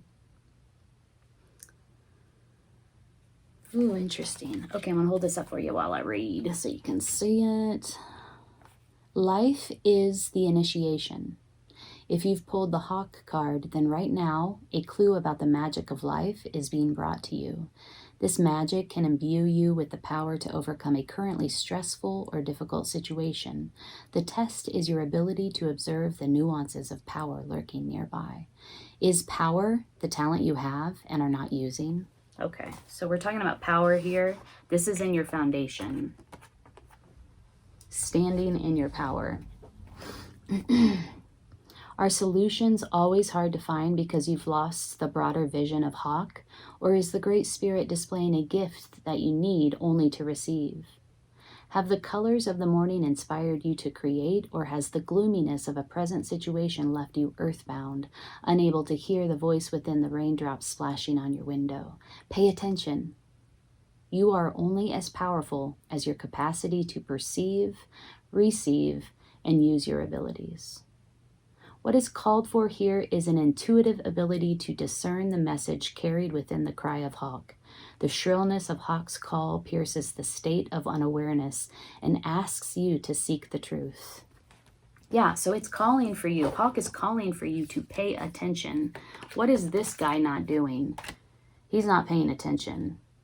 He's comfortable. He's complacent. He's like, nope, things are cool. I'm going to stay right here in my comfort zone.